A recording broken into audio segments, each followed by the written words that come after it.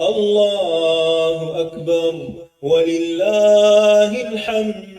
الله أكبر الله أكبر الله أكبر. لا إله إلا الله. الله أكبر الله أكبر ولله الحمد. أعوذ بالله من الشيطان الرجيم.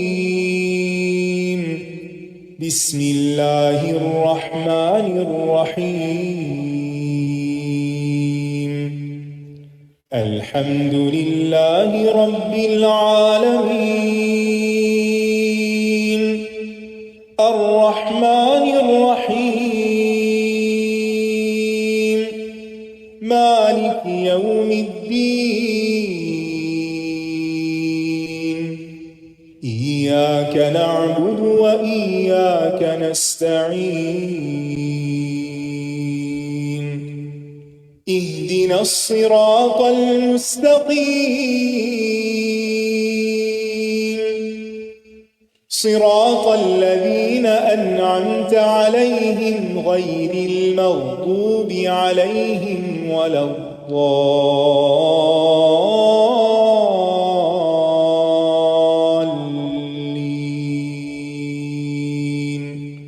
آمین. السلام علیکم ورحمۃ اللہ وبرکاتہ. کیا حال ہے سب کا؟ کل کے پارے سے کیا باتیں سیکھی آپ نے؟ جی مائک دیجیے. جی صدف. اللہ تعالیٰ سے امید اور عذاب کا خوف ہونا چاہیے. عذاب گناہوں سے بچاتا ہے اور امید فرائض کو ادا کرنے میں مدد کرتا ہے. شکریہ.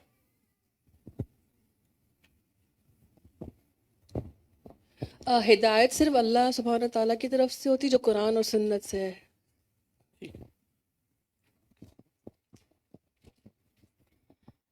لمبی لمبی کال ڈیوریشنز جو ہم کرتے ہیں لوگوں سے ساری باتیں شیئر کرنے کے لیے، وہ لوگ جو کہ ہماری سچویشنز چینج نہیں کر سکتے، اس کے بجائے ہمیں تہجد کو اپنی لمبا کرنا چاہیے. جزاک اللہ. قال اللہ ھذا یوم ینفع صادقین صدقہم. اس دن سچائی کام آئے گی، قیامت کے دن. ٹھیک ہے.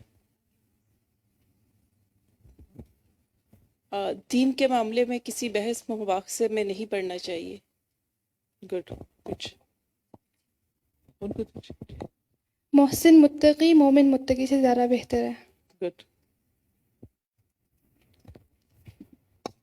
اچھی بات کہنا بھی جنت میں جانے کا سبب ہے. Good.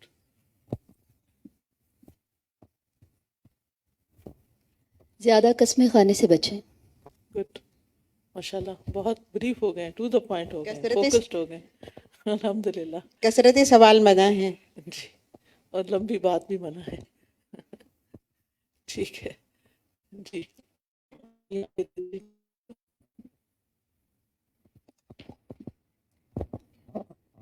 Ayah 70, don't stop giving reminders to others so they don't end up being helpless on Day of Judgment.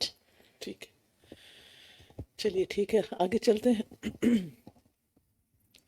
نحمده ونصلی علی رسولہ الکریم اما بعد فاعوذ باللہ من الشیطان الرجیم بسم اللہ الرحمن الرحیم رب اشرح لی صدری ویسر لی امری واحلل عقدۃ من لسانی یفقہوا قولی. الحمد للہ ذی العز والکرم بارئ النسم واسع الفضل والنعم احمد ربی واشکرہ علی آلائہ التی نعلم والتی لا نعلم لا الہ الا اللہ وحدہ لا شریک لہ العز الاکرم. ہر قسم کی حمد اللہ کے لیے ہے جو قوت اور کرم والا ہے، روحوں کو پیدا کرنے والا، وسیع فضل اور نعمتوں والا ہے. میں اپنے رب کی حمد بیان کرتی ہوں اور اس کا شکر ادا کرتی ہوں ان نعمتوں پر جن کو ہم جانتے ہیں اور جن کو ہم نہیں جانتے. اللہ کے سوا کوئی معبود برحق نہیں، وہ اکیلا ہے، اس کا کوئی شریک نہیں. وہ سب سے زیادہ طاقتور اور سب سے زیادہ کرم فرمانے والا ہے۔ 8واں پارہ۔ ولو أننا نزلنا إليهم الملائكة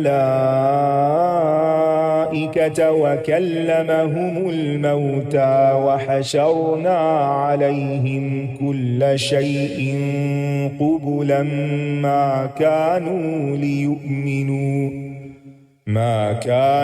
ليؤمنوا إلا أن يشاء الله ولكن أكثرهم يجهلون۔ اور اگر ہم ان کی طرف فرشتے بھی اتار دیتے اور مردے بھی ان سے کلام کرتے اور ہم ان کے سامنے ہر چیز کو اکٹھا کر لاتے، تب بھی یہ ایمان لانے والے نہیں تھے، مگر یہ کہ اللہ ہی چاہتا، لیکن ان میں سے اکثر جہالت برتتے ہیں۔ اللہ کی مشیت کے بغیر کوئی بھی ایمان نہیں لا سکتا۔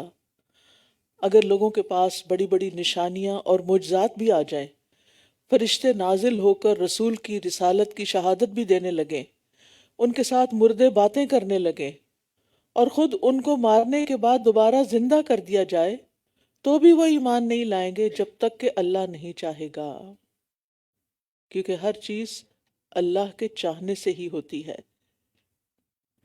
یعنی اگر اللہ کی مشیت ان کے ایمان لانے کی نہ ہو تو یہ نہیں ایمان لائیں گے، مگر ان میں سے اکثر جاہل ہیں، اس لیے انہوں نے اپنے ایمان کو آیات اور معجزات کے ساتھ مشروط کر دیا ہے کہ معجزات دیکھیں گے تو ایمان لائیں گے، لیکن یہ لوگ معجزات دیکھ کر بھی ایمان لانے والے نہیں، کیونکہ اللہ تعالیٰ کی توحید کی بے شمار نشانیاں کائنات میں موجود ہیں۔ خود ہمارا جسم اللہ کی نشانیوں میں سے ایک بہت بڑی نشانی ہے۔ جب نیا بچہ پیدا ہوتا ہے نا، نیو بورن، تو انسان حیران ہو جاتا ہے کہ یہ کہاں سے آ رہا ہے، اور اس کے ہاتھ اور اس کے پاؤں اور اس کی آنکھیں اور اس کا جسم اور اس کے بال اور اس کی کھال، یہ سب کچھ اس چھوٹی سی جگہ پر کیسے بن گیا، کس نے بنایا، کون ہے خالق؟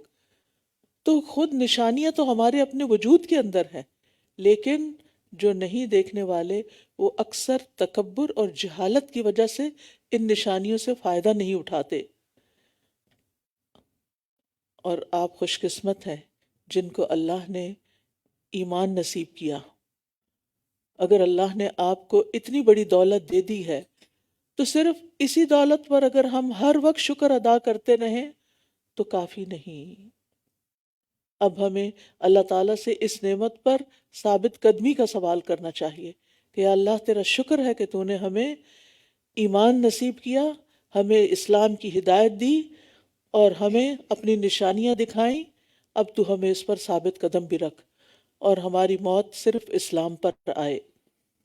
وَكَذَلِكَ جَعَلْنَا لِكُلِّ نَبِيٍّ عَدُوًّا شَيَاطِينَ الْإِنسِ وَالْجِنِّ، اور اسی طرح ہم نے ہر نبی کے لیے انسانوں اور جنوں میں سے شیاطین دشمن بنائے جو ملمہ کی ہوئی باتیں دھوکہ دینے کے لیے ایک دوسرے کی طرف القاء کرتے ہیں، اور اگر آپ کا رب چاہتا تو وہ ایسا نہ کر سکتے، بس آپ چھوڑ دیجئے انہیں اور جو جھوٹ یہ گھڑتے ہیں۔ وہی کہتے ہیں خفیہ بات کو، یعنی انسانوں اور جنوں کو گمراہ کرنے کے لیے وہ لوگ ایک دوسرے کو چال بازیاں اور ہیلے سکھاتے ہیں تاکہ لوگوں کو، یعنی شیاطین ان کو ہیلے سکھاتے ہیں، وسوسے ڈالتے ہیں تاکہ لوگوں کو دھوکے اور فریب میں مبتلا کر سکیں۔ اور یہ بات عام مشاہدے کی بھی ہے کہ لوگ شیطانی کاموں میں ایک دوسرے کے ساتھ بڑھ چڑھ کے تعاون کرتے ہیں، اسی لیے برائی بہت جلدی پھیل جاتی ہے۔ اور اس سے یہ بھی پتہ چل رہا ہے کہ جس طرح جنوں میں شیاطین ہیں اسی طرح انسانوں میں بھی شیاطین ہیں، اور جن شیاطین کی نسبت انسان شیطان زیادہ سخت ہوتے ہیں۔ مالک بن دینار کہتے ہیں میرے اوپر انسانوں کے شیاطین جنوں کے شیاطین سے بھی زیادہ سخت ہیں، یعنی جو انسان برائی کی طرف بلانے والے ہوتے ہیں، شکوک و شبہات پیدا کرتے ہیں، دلوں میں وسوسے ڈال دیتے ہیں، بدگمانیاں ڈال دیتے ہیں، یہ جن شیاطین سے بھی زیادہ سخت ہوتے ہیں۔ وہ کہتے ہیں کہ اس کی وجہ یہ ہے کہ جب میں تعوذ پڑھتا ہوں تو جنوں کا شیطان تو مجھ سے دور ہو جاتا ہے، لیکن انسانوں کا شیطان میرے پاس آ کر مجھے علل اعلان نافرمانیوں کی طرف گھسیٹ کر لے جاتا ہے۔ اور یہ ہم سب کے ساتھ ہوتا ہے کہ کچھ لوگ خیر کے کاموں سے روکتے ہیں، دین کی طرف آنے سے روکتے ہیں، اور ایسی چیزوں کو مزین کر کے دکھاتے ہیں کہ انسان نیکی کی طرف جانے کی بجائے کسی برائی کی طرف اس کو خوبصورت سمجھ کے چل پڑتا ہے، اور تاکہ جو لوگ آخرت پر ایمان نہیں لاتے ان کے دل اس کی طرف مائل ہو جائیں، اور تاکہ وہ اس جھوٹ سے راضی ہو جائیں، اور تاکہ وہ کمائی جو وہ کرتے ہیں کرتے رہیں۔ کفار مکہ کے ایک اعتراض کا بھی یہاں جواب ہے۔ یہ کئی آیتیں اس وقت نازل ہوئیں جب کفار کہنے لگے مسلمان اپنا مارا ہوا جانور تو کھا لیتے ہیں اور اللہ کے مارے ہوئے کو حرام سمجھتے ہیں۔ تو فرمایا کہ ایسی فریب کی باتیں شیاطین کرتے ہیں تاکہ انسان کو شبہات میں ڈالا جائے۔ تو احکامات میں اللہ کے حکم کو دیکھا جاتا ہے، عقل کو نہیں، لاجک نہیں دیکھی جاتی، اللہ کا حکم دیکھا جاتا ہے۔ اگر وہ بات ہماری عقل میں آئے تو بھی ٹھیک ہے، اور اگر وہ بات ہماری عقل میں ابھی نہیں آ رہی تو ہمارا کام ہے فرما برداری اور اطاعت کرنا۔ اور پھر ہم دیکھتے ہیں کہ جو دل جس قدر ایمان سے خالی ہوتا ہے وہ اتنا ہی زیادہ شہوات اور شبہات کی طرف مائل ہو جاتا ہے۔ افغیر اللہ ابتغی حکما، کیا پھر میں اللہ کے سوا کوئی اور فیصلہ کرنے والا تلاش کروں، حالانکہ وہی ہے جس نے تمہاری طرف یہ مفصل کتاب نازل کی ہے، اور وہ لوگ جنہیں ہم نے کتاب دی تھی وہ جانتے ہیں کہ یہ آپ کے رب کی طرف سے حق کے ساتھ نازل کردہ ہے، پس آپ ہرگز شک کرنے والوں میں سے نہ ہوں۔ پیچھے بتا دیا گیا کہ کفار نہ ماننے والے کسی صورت میں نہیں مانیں گے۔ اب یہاں بتایا جا رہا ہے کہ اللہ نے جو مفصل کتاب نازل کی ہے وہ آپ کی نبوت کے سچا ہونے پر کافی دلیل ہے، کیونکہ اللہ سبحانہ تعالیٰ نے نبی صلی اللہ علیہ وسلم کو جو کتاب دی ہے جس میں ہم سب کے لیے ہدایت ہے، اس میں کسی قسم کا کوئی شک نہیں، 1400 سال سے اس میں کوئی تبدیلی نہیں ہوئی، اس لیے ہمیں پورے شرح صدر کے ساتھ اس پر ایمان لا کر اس پر عمل کرنا چاہیے۔ وَتَمَّتْ كَلِمَةُ رَبِّكَ صِدْقًا وَعَدْلًا لَا مُبَدِّلَ لِكَلِمَاتِهِ وَهُوَ السَّمِيعُ الْعَلِيمُ، اور آپ کے رب کی سچائی اور عدل والی بات پوری ہو گئی، کوئی اس کے کلمات کو بدلنے والا نہیں، اور وہ خوب سننے والا، خوب جاننے والا ہے۔ یہاں کلمہ اور کلمات سے مراد قرآن ہے، یعنی قرآن معجزہ ہونے میں اور آپ کی نبوت کے سچا ہونے کی دلیل کے طور پر کافی ہے۔ قرآن مجید کے احکامات جو ہیں مضامین دو قسم کے ہیں، یا خبریں ہیں یا احکام ہیں۔ صدق سے مراد، صدق کا تعلق، سچائی کا تعلق خبروں کے ساتھ ہے، چاہے وہ ماضی کی ہوں چاہے وہ آئندہ مستقبل کی جنت دوزخ کے بارے میں، اور عدل کا تعلق احکام سے ہے کہ اللہ تعالیٰ نے جو بھی حکم دیا ہے وہ بالکل عدل پر مبنی ہے اور اس میں کسی قسم کی کوئی ظلم و زیادتی نہیں کسی پر۔ یعنی قرآن میں موجود تمام خبریں سچی ہیں اور تمام احکامات عدل پر مشتمل ہیں، اور ان میں شیطانی وسوسوں کی اور شبہات کی کوئی گنجائش نہیں۔ وَإِن تُطِعْ أَكْثَرَ مَنْ فِي الْأَرْضِ يُضِلُّوكَ عَنْ سَبِيلِ اللَّهِ، اور اگر آپ زمین میں رہنے والوں کی اکثریت کا کہنا ماننے لگیں تو وہ آپ کو اللہ کے راستے سے بھٹکا دیں گے، یعنی اگر آپ میجورٹی کے پیچھے چلیں گے تو اللہ کا راستہ کھو دیں گے۔ وہ تو محض گمان کی پیروی کر رہے ہیں اور وہ صرف قیاس آرائیاں کرتے ہیں، اور اللہ کی رضا کا راستہ کون سا ہے؟ وہ جو اس نے ہمیں خود دکھایا ہے، خود سکھایا ہے۔ لہٰذا اللہ تعالیٰ کے بتائے ہوئے راستے پر ہی پوری ثابت قدمی سے چلتے رہنا چاہیے، اکثریت کو نہیں دیکھنا چاہیے کہ ٹرینڈز کیا ہے، میجورٹی کیا کر رہی ہے، لوگ کیا کہہ رہے ہیں، زیادہ تر لوگ کس طرف جا رہے ہیں۔ یہ کسی چیز کے سچا اور حق ہونے کی دلیل نہیں ہوتی۔ ہمیشہ اپنے آپ کو اس چیز پر فوکس رکھیں کہ کسی بھی حکم کے بارے میں میرے رب کا کیا فرمان ہے، وہ مجھ سے کیا چاہتا ہے، کیونکہ وہ میرا خالق ہے، وہ میرا مالک ہے، میں نے اسی کی طرف واپس جانا ہے۔ لہٰذا میری سب سے بڑی خواہش یہ ہونی چاہیے کہ میں اس کو راضی کروں، نہ کہ لوگوں کو راضی کرتے ہوئے زندگی بتا دوں۔ آپ مجھے بتائیے کہ کبھی لوگ کسی سے راضی ہوئے ہیں؟ لوگ کبھی راضی نہیں ہوتے۔ لہٰذا اپنے آپ کو اس مشکل میں مت ڈالیے کہ لوگوں کو راضی کرتے کرتے، ان کے پیچھے چلتے چلتے آپ اپنے آپ کو کھپا دیں اور جس کو راضی کرنا چاہیے اس کو آپ راضی نہ کریں۔ اچھا، لوگوں کو بھی راضی کرنے کا ایک طریقہ ہے، اور وہ کیا ہے؟ اللہ تعالیٰ کے احکامات کی پابندی۔ جب آپ اللہ کا حکم مانیں گے نا، پھر آپ اپنے نفس کے خلاف جا کر بھی بہت سے کام کریں گے جس سے اللہ راضی ہوگا۔ جب اللہ راضی ہو جائے گا تو وہ بندوں کے دل میں آپ کی محبت ڈال دے گا، وہ بندوں کو بھی آپ سے راضی کر دے گا۔ لیکن اگر آپ نے اللہ کو ناراض کر کے بندوں کو راضی کرنے کی کوشش کی تو بندوں نے تو راضی ہونا نہیں اور اللہ بھی ناراض، اور پھر ہم کہاں کے رہیں گے؟ کہیں کے بھی نہیں۔ اس لیے زندگی کا ایک مقصد بنا لیجئے، نو میٹر واٹ، میں نے اپنی پوری کوشش اپنے رب کو راضی کرنے کے لیے لگانی ہے، اور اس بات کے پیچھے نہیں چلنا کہ اکثریت کیا کہتی ہے، کیونکہ اکثر لوگ تو علم ہی نہیں رکھتے، وَلَكِنَّ أَكْثَرَهُمْ لَا يَعْلَمُونَ۔ آپ دیکھیے اس وقت مساگا میں کتنے مسلمان ہیں، ان میں سے کتنے پرسنٹ آپ کہیں گے کہ جو قرآن کا فہم حاصل کر رہے ہیں یا قرآن کے مطابق اپنی زندگی بسر کر رہے ہیں؟ تو کیا پھر آپ ان کو دیکھتے ہوئے اپنی زندگی کے طریقے طے کریں گے؟ اسی طرح باقی چیزوں میں بھی آپ دیکھیے، دنیا بھر میں مسلمانوں کی حالت دیکھیے، کتنے لوگ ہیں جو علم کے ساتھ زندگی بسر کر رہے ہیں، اور کتنے لوگ ہیں جو خواہشات پر مبنی زندگی بسر کر رہے ہیں، اور کتنے لوگ ہیں جو صرف ٹرینڈز کو فالو کر رہے ہیں، کہتے اپنے آپ کو مسلمان ہیں لیکن طور طریقے مسلمانوں والے نہیں ہیں۔ تو ہمیں لوگوں کو نہیں دیکھنا، لوگوں کو نہیں دیکھنا، دیکھنا ہے رب کی رضا کو، کہ میرا رب مجھ سے کیا چاہتا ہے۔ اللہ کے قلیل بندے ہی شکر گزار ہیں، اور قلیل بندے ہی ایمان اور عمل صالح کرنے والے ہیں، لہٰذا ان قلیل میں شامل ہو جائیں۔ ان ربک هو اعلم من یضل عن سبیلہ وهو اعلم بالمہتدین۔ بے شک آپ کا رب زیادہ جانتا ہے کہ کون اس کے راستے سے بھٹکا ہوا ہے، اور وہی ہدایت پانے والوں کو بھی خوب جانتا ہے۔ فَكُلُوا مِمَّا، تو اس سے بھی کیا واضح ہوتا ہے، اس سے بھی کیا ظاہر ہوتا ہے کہ اصل معاملہ تو پھر اللہ ہی کے ساتھ ہے، اللہ کے سامنے سچا ہونے کی ضرورت ہے، اللہ کے ساتھ اپنا معاملہ درست کرنے کی ضرورت ہے۔ فَكُلُوا مِمَّا ذُكِرَ اسْمُ اللَّهِ عَلَيْهِ إِن كُنتُمْ بِآيَاتِهِ مُؤْمِنِينَ، بس اس میں سے کھاؤ جس پر اللہ کا نام ذکر کیا گیا ہو، اگر تم اس کی آیات پر ایمان لانے والے ہو۔ تو یہاں حلال جانور کہ حلال کیسے ہوتا ہے جانور، اس کی شرائط بتائی جا رہی ہیں، اور اس کی ایک شرط کیا ہے کہ اس پر ذبح کرتے ہوئے اللہ کا نام لیا جائے۔ دوسری شرط کہیں اور آتی ہے، اس کا ذکر کہیں اور آتا ہے کہ اس کا خون نکالا جائے، یعنی خون پورا بہہ جائے۔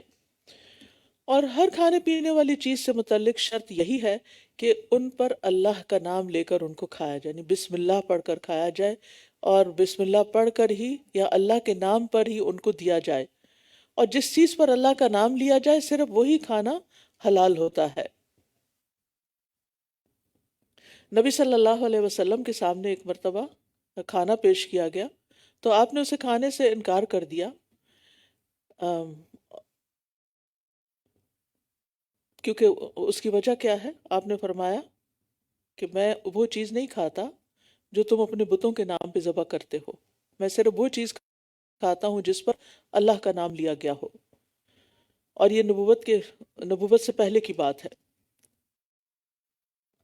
وَمَا لَكُمْ أَلَّا تَأْكُلُوا مِمَّا ذُكِرَ اسْمُ اللَّهِ عَلَيْهِ، اور تمہیں کیا ہے کہ تم اس میں سے نہیں کھاتے جس پر اللہ کا نام لیا گیا ہو، حالانکہ اس نے تمہارے لیے کھول کر بیان کر دیا جو اس نے تم پر حرام کیا ہے، یعنی حرام بالکل واضح ہے، سوائے اس کے جس کی طرف تم مجبور کر دیے جاؤ، اور بے شک اکثر لوگ اپنی خواہشات کے ساتھ بغیر علم کے گمراہ کرتے ہیں، یہ ہے گمراہی کی وجہ۔ بے شک آپ کا رب حد سے تجاوز کرنے والوں کو خوب جانتا ہے۔ تو ایک ہے اللہ کی ہدایت اور دوسری ہے خواہشات کی پیروی، تو ان دونوں میں سے ہمیں کس کو چوز کرنا ہے؟ اللہ کی ہدایت کو، کیونکہ یہی اصل دین ہے۔ وَذَرُوا ظَاهِرَ الْإِثْمِ وَبَاطِنَهُ، اور چھوڑ دو ظاہری گناہ کو اور اس کے پوشیدہ کو بھی، بلا شبہ جو لوگ گناہ کماتے ہیں ان قریب وہ ضرور بدلہ دیے جائیں گے اس کمائی کا جو وہ کیا کرتے تھے۔ یعنی حلال و حرام صرف کھانے کی چیزوں پر ہی منحصر نہیں، بلکہ اس کے علاوہ بھی جو چیزیں حلال اور حرام میں آتی ہیں ان میں سے صرف حلال کو چوز کرنا چاہیے. اسی طرح ظاہری اور باطنی گناہوں کو چھوڑنا ضروری ہے، یعنی کسی کے بہکانے میں نہ آئیں اور ہر طرح سے کانشیس رہیں. ظاہری گناہ کون سے ہوتے ہیں؟ جو ہاتھ پاؤں سے کیے جاتے ہیں، جیسے چوری، زنا وغیرہ. اور چھپے ہوئے گناہ کون سے ہوتے ہیں؟ جن کا ارادہ دل میں کیا جاتا ہے یا جو عقیدے وغیرہ سے تعلق رکھتے ہیں. اسی طرح جن گناہوں کا نقصان عام لوگوں پر واضح ہوتا ہے وہ ظاہری گناہ کہلاتے ہیں، اور جس نقصان سے صرف انسان خود یا چند لوگ واقف ہوں وہ باطنی گناہ کہلاتے ہیں. تو بہرحال ہر قسم کے گناہ سے بچنا ضروری ہے، گناہ چھوٹا ہو یا بڑا ہو، صغیرہ ہو یا کبیرہ ہو، ظاہری ہو یا باطنی ہو، ان کو چھوڑ دینا ہی انسان کے فائدے میں ہے، کیونکہ گناہوں سے بچنے والا ہی سب سے بڑا عبادت گزار ہوتا ہے. ہم سمجھتے ہیں زیادہ نمازیں پڑھنے والا عبادت گزار ہے، زیادہ روزے رکھنے والا عبادت گزار ہے، لیکن جب تک وہ حرام چیزوں سے پرہیز نہ کرے وہ عبادت گزار نہیں کہلا سکتا. رسول اللہ صلی اللہ علیہ وسلم نے فرمایا اتق المحارم تکن عابد الناس، حرام کاموں سے پرہیز کرو، سب سے زیادہ عبادت گزار بن جاؤ گے.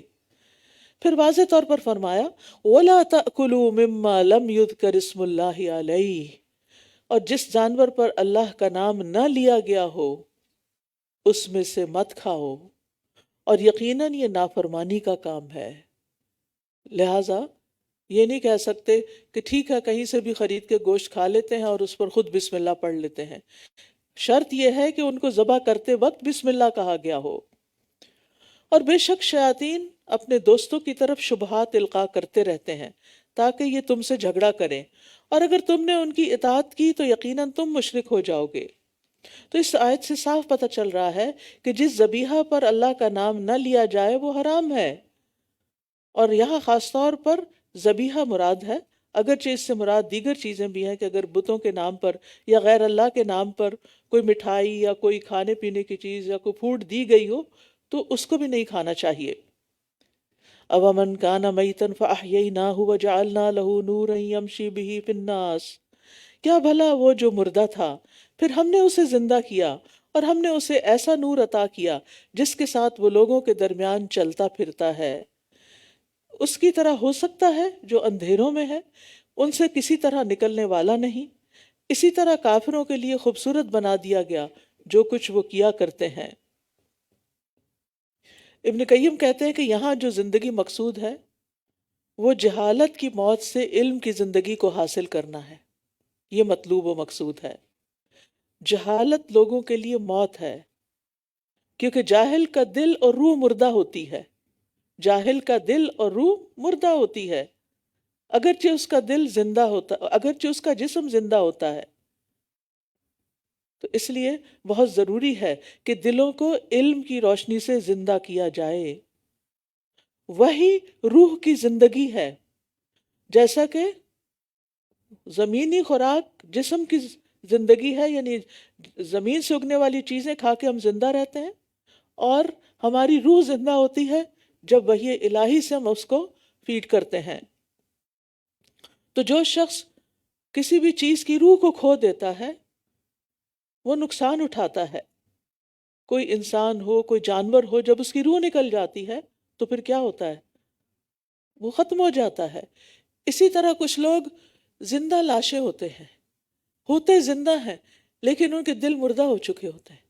یا تو ایمان نہیں ہوتا، یا ایمان کے تقاضے پورے نہیں ہو رہے ہوتے، جیسے تقویٰ ہے، توکل ہے، قناعت ہے، رغبت ہے، اللہ کی خوف ہے، خشیت ہے، محبت ہے، یہ چیزیں دل میں نہیں ہوتی. اور یا پھر یہ ہے کہ علم ہی نہیں ہوتا، یعنی وہ علم جو اللہ تعالیٰ نے بھیجا. تو یہ علم وحی جو ہے یہ دلوں کو زندگی بخشتا ہے. تو کہ وہ شخص جو پہلے مردہ تھا، یعنی ایمان نہیں تھا تو ایمان لے آیا، یا علم نہیں تھا، جاہل تھا تو پھر علم سیکھ لیا، اور ہم نے اسے ایسا نور عطا کر دیا جس کے ساتھ وہ لوگوں کے بیچ میں چلتا پھرتا ہے. یعنی جب اس کو ایمان اور علم دو نعمتیں مل گئیں تو دراصل اسے وہ روشنی ملی کہ جس کے ساتھ اس کو ایک فرقان ایسا مل گیا کہ رہتا عام لوگوں میں ہے لیکن کرتا وہ ہے جو اس کو اللہ نے ایمان اور علم کہ نعمت کی روشنی کی شکل میں اس کو عطا کیا. اس کے اندر ایک فرقان ہوتا ہے، اس کے اندر ایک پہچان ہوتی ہے کہ صحیح کیا ہے اور کیا غلط کیا ہے. تو یہ دو کردار ہیں، ایک ایمان اور علم کے ساتھ ہے اور دوسرا کفر اور جہالت کے ساتھ. یہ دونوں برابر نہیں ہو سکتے. اور اسی طرح ہم نے ہر بستی میں اس کے بڑے بڑے مجرموں کو لگا دیا کہ یہ اس میں چالیں چلیں، اور یہ چالیں نہیں چلتے مگر اپنے ہی آپ سے، مگر یہ شعور نہیں رکھتے. یہاں مسلمانوں کو تسلی دی جا رہی ہے کہ جو لوگ ان کے خلاف سازشیں کر رہے ہیں وہ ان سے مت گھبرائیں. اس قسم کی سازشیں ہر دور میں ہوتی رہیں، انبیاء کرام کے خلاف ہوتی رہیں، لیکن بالآخر انجام ایمان والوں کا ہی بہتر ہوا. سازشیں اور چالیں چلنے والوں کو ہی نقصان دیتی ہیں. کبھی دنیا میں بھی ان کا نقصان نظر آ جاتا ہے، لیکن اگر دنیا میں نظر نہ آئے تو آخرت میں تو پتہ چل ہی جائے گا. اور جب ان کے پاس کوئی نشانی آتی ہے تو یہ کہتے ہیں ہم ہرگز ایمان نہ لائیں گے یہاں تک کہ ہم بھی اسی کی مانند دیے جائیں جو اللہ کے رسولوں کو دیا گیا. ہم بھی اسی کی مانند دیے جائیں جو اللہ کے رسولوں کو دیا گیا. اللہ خوب جانتا ہے کہاں وہ اپنی رسالت رکھے. جن لوگوں نے جرم کیے انہیں اللہ کے ہاں ذلت اور شدید عذاب ضرور پہنچے گا بوجہ اس کے جو وہ چالیں چلتے تھے. بوجہ اس کے جو چالیں وہ چلتے تھے. یہاں کفار کے مکر و فریب کا حال بیان کیا جا رہا ہے. لیکن یہ ہے کہ اللہ سبحانہ وتعالیٰ اپنی مرضی سے جس کو چاہتا ہے رسول منتخب کرتا ہے. اللہ نے بندوں کی چاہت کو نہیں دیکھا، اپنی حکمت کو دیکھا، اپنے عدل کو دیکھا. فَمَن يُرِدِ اللَّهُ أَن يَهْدِيَهُ يَشْرَحْ صَدْرَهُ لِلْإِسْلَامِ. پھر اللہ جسے ہدایت دینے کا ارادہ کرتا ہے اس کا سینہ اسلام کے لیے کھول دیتا ہے، اس کا دل کھل جاتا ہے. وہ خوشی سے پھر اسلام قبول کرتا ہے، وہ خوشی سے اسلام کی تعلیم کو حاصل کرتا ہے. اور جسے وہ گمراہ کرنا چاہتا ہے اس کا سینہ بہت تنگ گھٹا ہوا کر دیتا ہے، گویا کہ وہ آسمان میں چڑھ رہا ہو. اسی طرح اللہ ان لوگوں پر نجاست ڈال دیتا ہے جو ایمان نہیں لاتے. تو یاد رکھیے رسالت کی طرح ہدایت اور گمراہی بھی اللہ ہی کے ہاتھ میں ہے. یعنی جس کے لیے اللہ بھلائی کا ارادہ کرتا ہے اس کو دین کی سمجھ دے دیتا ہے. لیکن اللہ کس کے ساتھ بھلائی کا ارادہ کرتا ہے؟ اس کے ساتھ کہ جو ہدایت کا طلبگار ہوتا ہے. ورنہ انسان کی اپنی سرکشی، تکبر اور غرور، انا، ضد، ہٹ دھرمی جیسے شیطان کے اندر تھی، جیسے فرعون کے اندر تھی، تو یہ چیز اس کو ہدایت سے محروم کر دیتی ہے، پھر وہ ہدایت نہیں پاتا. شرح صدر کی علامت کیا ہوتی ہے؟ کہ انسان دین اسلام پہ راضی ہوتا ہے، خوش ہوتا ہے کہ اللہ نے ایک اللہ کا بھیجا ہوا محفوظ دین ہے. دوسری بات یہ کہ اللہ کا حکم سن کے بندہ خوش ہو جاتا ہے.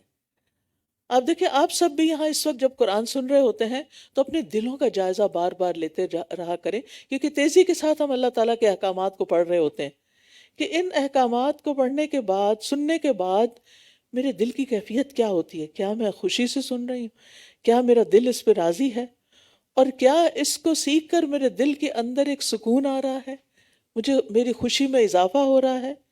کیونکہ عبادت جو ہے اور علم جو ہے اور علم اور عبادت جو ہے یہ دلوں میں سکون پیدا کر دیتے ہیں، اور ایسے شخص کو نیکی اور اطاعت کے کاموں میں راحت ملتی ہے، اطمینان ملتا ہے.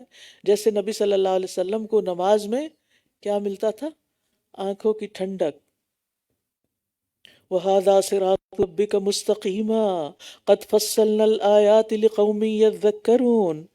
اور یہ آپ کے رب کا سیدھا راستہ ہے، یقیناً ہم نے ان لوگوں کے لیے کھول کھول کر آیات بیان کر دی ہیں. یقیناً ہم نے لوگوں کے لیے آیات کھول کھول کر بیان کر دی ہیں یقیناً ہم نے ان لوگوں کے لیے کھول کھول کر آیات بیان کر دی ہیں جو نصیحت قبول کرتے ہیں. لَهُمْ دَارُ السَّلَامِ عِنْدَ رَبِّهِمْ وَهُوَ وَلِيُّهُمْ بِمَا كَانُوا يَعْمَلُونَ.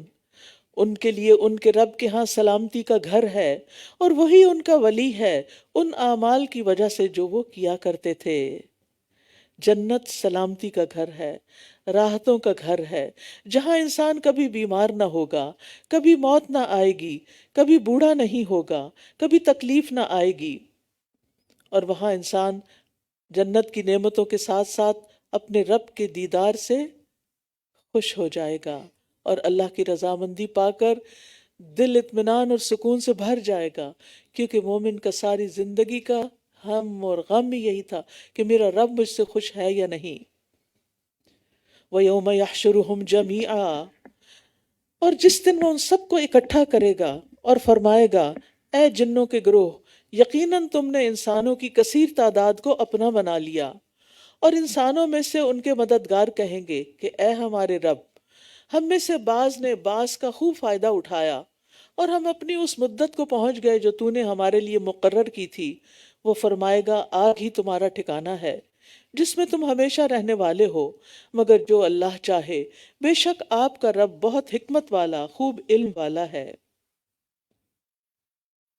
اب یہاں پر قیامت، ہم دیکھتے ہیں کہ قیامت کے دن لوگ اپنی غلطیوں کا اقرار کر لیں گے۔ جن اور انسان کس طرح ایک دوسرے سے فائدے اٹھاتے ہیں اور کس طرح ایک دوسرے کو بے وقوف بناتے ہیں، اس کا اقرار وہ قیامت کے دن کر لیں گے، اور اسی طرح ہم ظالموں کو ایک دوسرے کا مددگار بنا دیتے ہیں اس کمائی کی بدولت جو وہ کیا کرتے ہیں۔ اصل بات یہی ہے کہ جیسے اعمال ہوتے ہیں انسان کے، جیسی خواہشات ہوتی ہیں، ویسی ہی لوگوں سے دوستی ہوتی ہے، چاہے وہ جنوں میں سے ہو یا انسانوں میں سے۔ اور انسان کو اپنے اعمال، اپنی پسند اور اپنی خواہش کے مطابق ہی دوست ملتے ہیں۔ آپ ہر ایک کے ساتھ دوستی نہیں کر سکتے، آپ کا دل انہی کے ساتھ لگتا ہے جو آپ کی طرح کی باتیں کرتے ہیں۔ رشتہ داریوں میں تو مجبوری ہوتی ہے کہ آپ ان کو کاٹ نہیں سکتے، چاہے وہ آپ کی پسند کے ہیں یا نہیں، لیکن دوستوں کے بارے میں تو انسان کی اپنی چوائس ہوتی ہے نا۔ کچھ لوگ ہوتے ہیں جن کو دیکھ کے آپ کا دل کھل اٹھتا ہے، یہ وہ لوگ ہوتے ہیں جو آپ جیسی پسند اور خواہش رکھتے ہیں، اور اگر وہ نہ رکھتے ہوں تو تھوڑے ہی دن میں آپ ان سے الگ ہو جاتے، وہ دوستی نبھ ہی نہیں سکتی، وہ آگے چل ہی نہیں سکتی۔ تو اس لیے انسان کو یہ دیکھنا چاہیے کہ وہ کس کو دوست بنائے ہوئے ہے، کیونکہ وہ اپنے دوست کے ہی دین پر ہے۔ اور مومن مومنوں کے دوست ہوتے ہیں، والمؤمنون والمؤمنات بعضهم اولیاء بعض، مومن مرد اور مومن عورتیں ان میں سے بعض بعض کے دوست ہیں، یعنی جس کے اپنے اندر ایمان ہوگا وہ ایمان والے سے ہی محبت رکھتا ہوگا۔ اسی طرح المنافقون والمنافقات بعضهم من بعض، منافق مرد اور منافق عورتیں ان میں سے بعض بعض سے ہیں، یعنی وہ ایک دوسرے سے دوستی رکھتے ہیں۔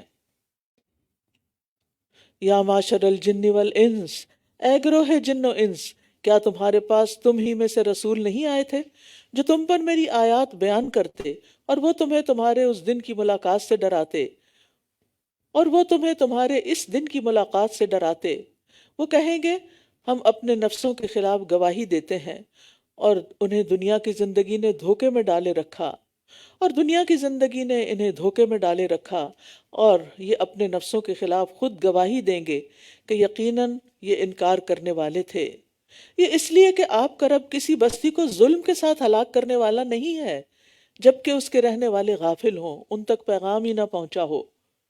وَلِكُلٍّ دَرَجَاتٌ مِّمَّا عَمِلُوا وَمَا رَبُّكَ بِغَافِلٍ عَمَّا يَعْمَلُونَ، اور ہر ایک کے لیے درجات ہیں ان اعمال کی بدولت جو انہوں نے کیے، اور آپ کا رب اس سے ہرگز غافل نہیں جو یہ کرتے ہیں۔ تو بات یہ ہے کہ ہر انسان کا درجہ اور مقام آخرت میں اس کے اعمال کے مطابق ہوگا۔ جس نے پورا قرآن حفظ کیا اس کا درجہ کچھ اور ہوگا، جس نے آدھا کیا اس کا کچھ اور ہوگا، جس نے جتنی زیادہ نیکیاں کی ہوں گی، جتنے زیادہ سجدے کیے ہوں گے، کیونکہ ہر سجدے کے بدلے ایک درجہ ملتا ہے، تو جتنے زیادہ سجدے ہوں گے اتنے ہی زیادہ اس کے درجات ہوں گے۔ وَلِكُلٍّ دَرَجَاتٌ مِّمَّا عَمِلُوا، یہ تو اللہ کے ہاں طے شدہ ہے، وہیں پہنچو گے جہاں تک کی کوشش کی۔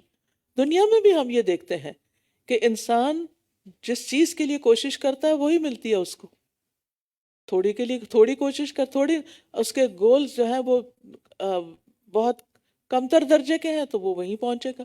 جن کے بہت ہائی یعنی کہ بہت ہائی اچیورز وہ ہوتے ہیں جو اپنے گول بھی بہت اونچے سیٹ کرتے ہیں. اور پھر من جد وجد، جو کوشش کرتا ہے وہ پا لیتا ہے. دیکھا یہ جاتا ہے کہ آپ کی کوششیں کیا ہیں اور کہاں تک ہیں.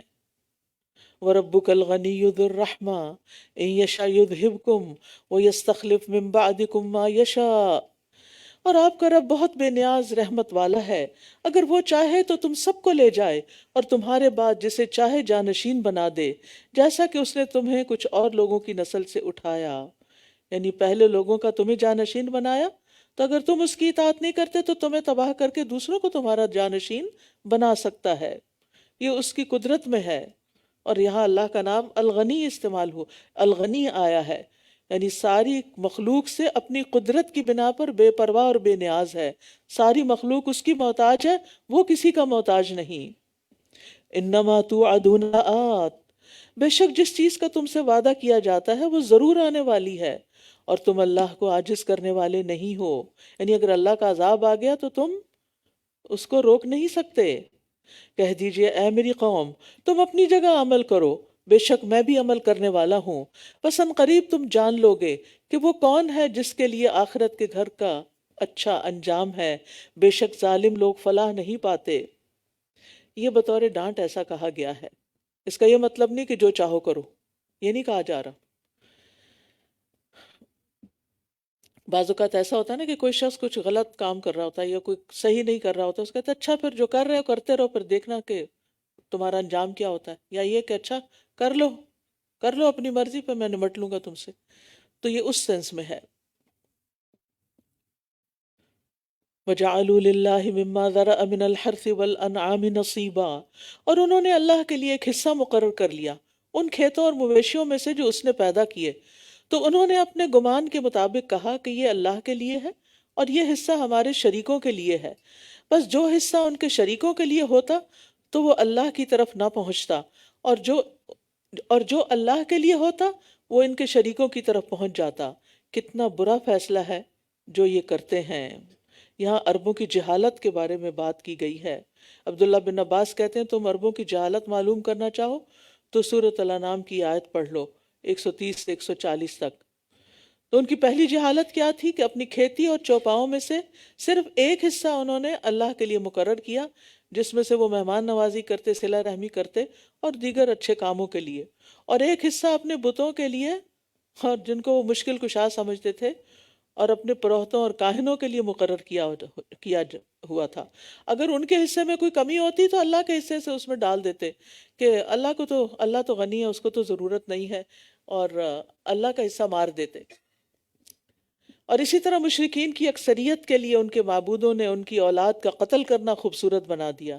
ایک اور جہالت، تاکہ وہ انہیں ہلاکت میں ڈالیں. اپنی اولاد کو مار ڈالنا ہلاکت کا باعث ہے، اور تاکہ وہ ان پر ان کے دین کو مشتبہ کر دیں، اور اگر اللہ چاہتا تو ایسا نہ کرتے. بس چھوڑ دیجئے انہیں اور جو جھوٹ یہ گھڑتے ہیں. یہاں پر ایک اور جہالت کا ذکر کیا گیا کہ ان کے شریکوں نے، شیطان نے ان کے لیے اپنی ہی اولاد کو مار ڈالنا خوشنما بنا دیا. اس سے زیادہ بے وقوفی اور جہالت کی کوئی بات ہوگی؟ اللہ تعالیٰ فرماتے ہیں ان قتلہم کان خطئا کبیرا، کہ اپنی اولاد کا قتل بہت بڑی خطا ہے، بہت کبیرہ جو گناہ ہے. لیکن آج بھی آپ دیکھیں کہ کچھ لوگ اپنی ہی اولاد کو دنیا میں آنے سے پہلے ہی مار ڈالتے ہیں.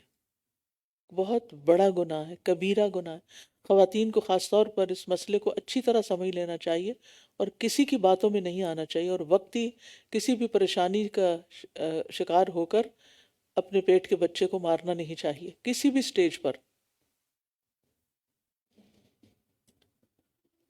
اور انہوں نے اپنے گمان سے کہا یہ مویشی اور کھیت ممنوع ہیں، انہیں صرف وہی کھا سکتا ہے جسے ہم کھلانا چاہیں، اور کچھ مویشی ہیں جن کی پشتیں یعنی پیٹھیں سواری اور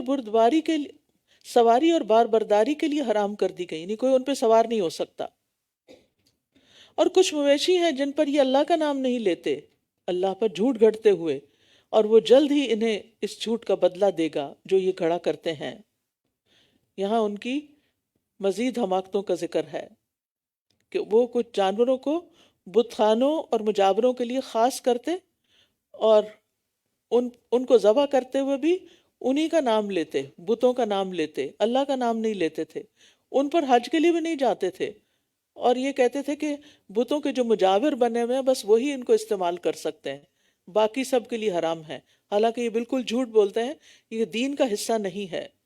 اور انہوں نے کہا جو بچہ ان مویشیوں کے پیٹوں میں ہے وہ خالص ہمارے مردوں کے لیے ہے اور وہ ہماری عورتوں پر حرام ہے، اور اگر وہ مردار ہو تو سب اس میں شریک ہیں.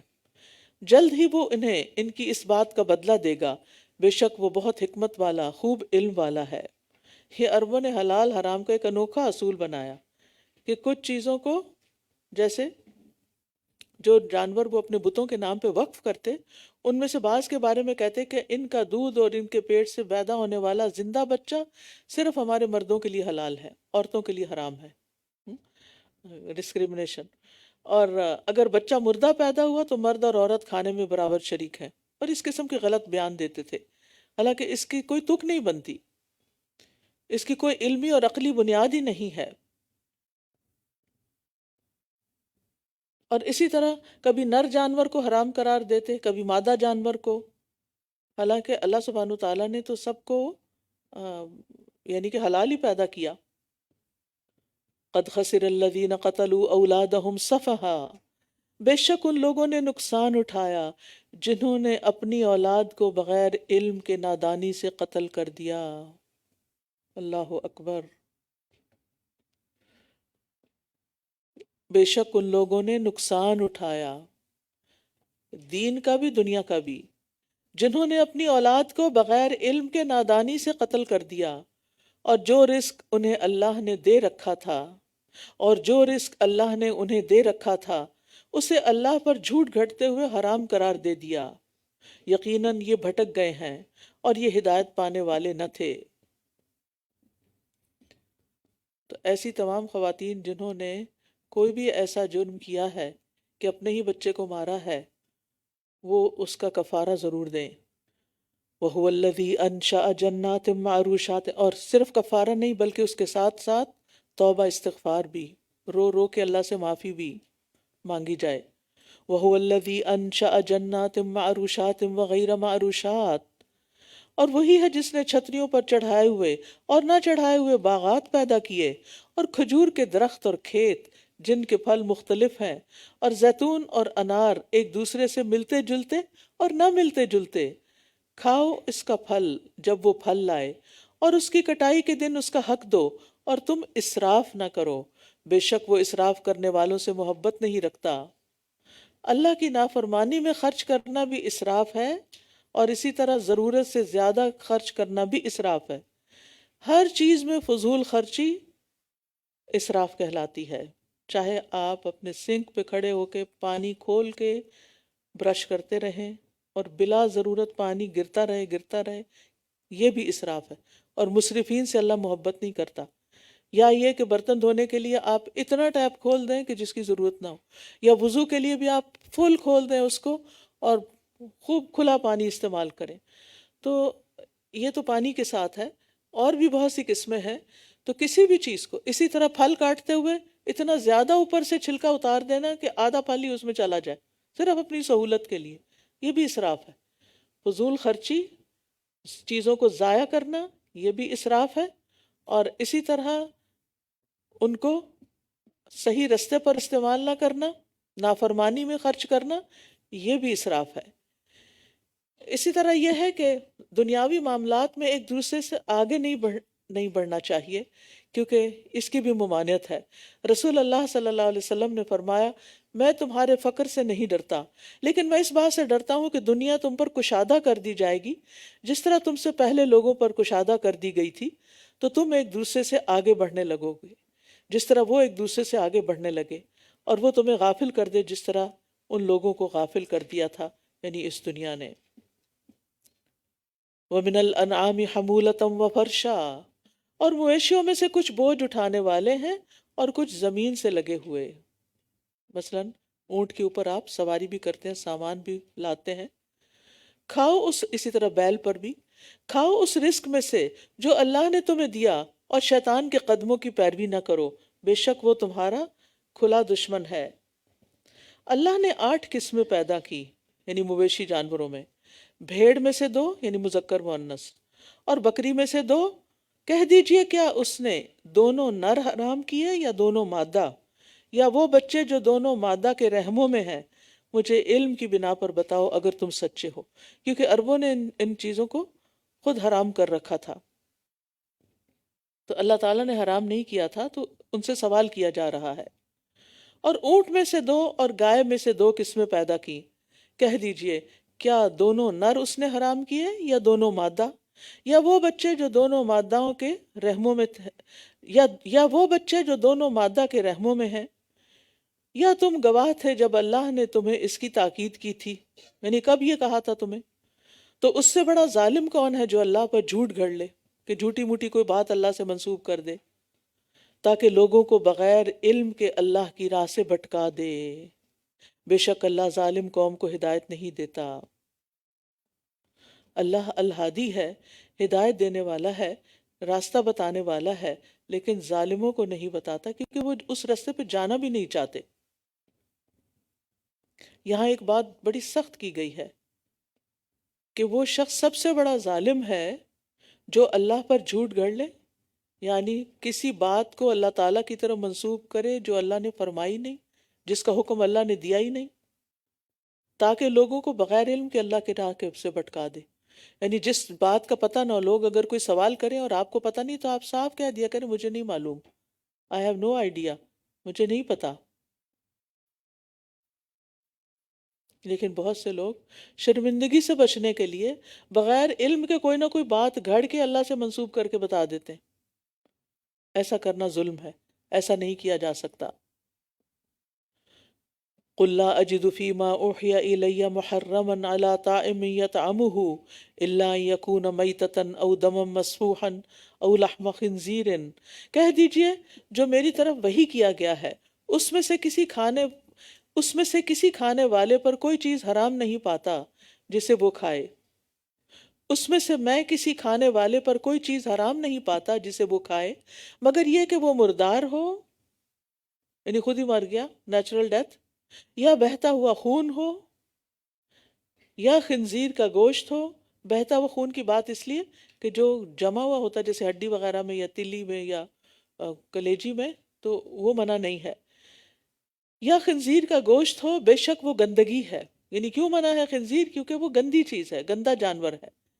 یا نافرمانی ہو جس پر اللہ کے سوا کسی اور کا نام پکارا گیا ہو، پھر جو کوئی مجبور کیا گیا نہ تو وہ خواہش رکھنے والا ہے اور نہ ہی حد سے بڑھنے والا، تو بے شک آپ کا رب بہت بخشنے والا، نہایت رحم کرنے والا ہے۔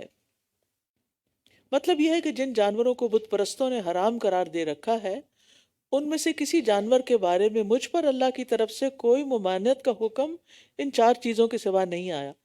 اس کا یہ مطلب نہیں کہ دوسرے جانوروں میں بھی کوئی جانور حرام نہیں۔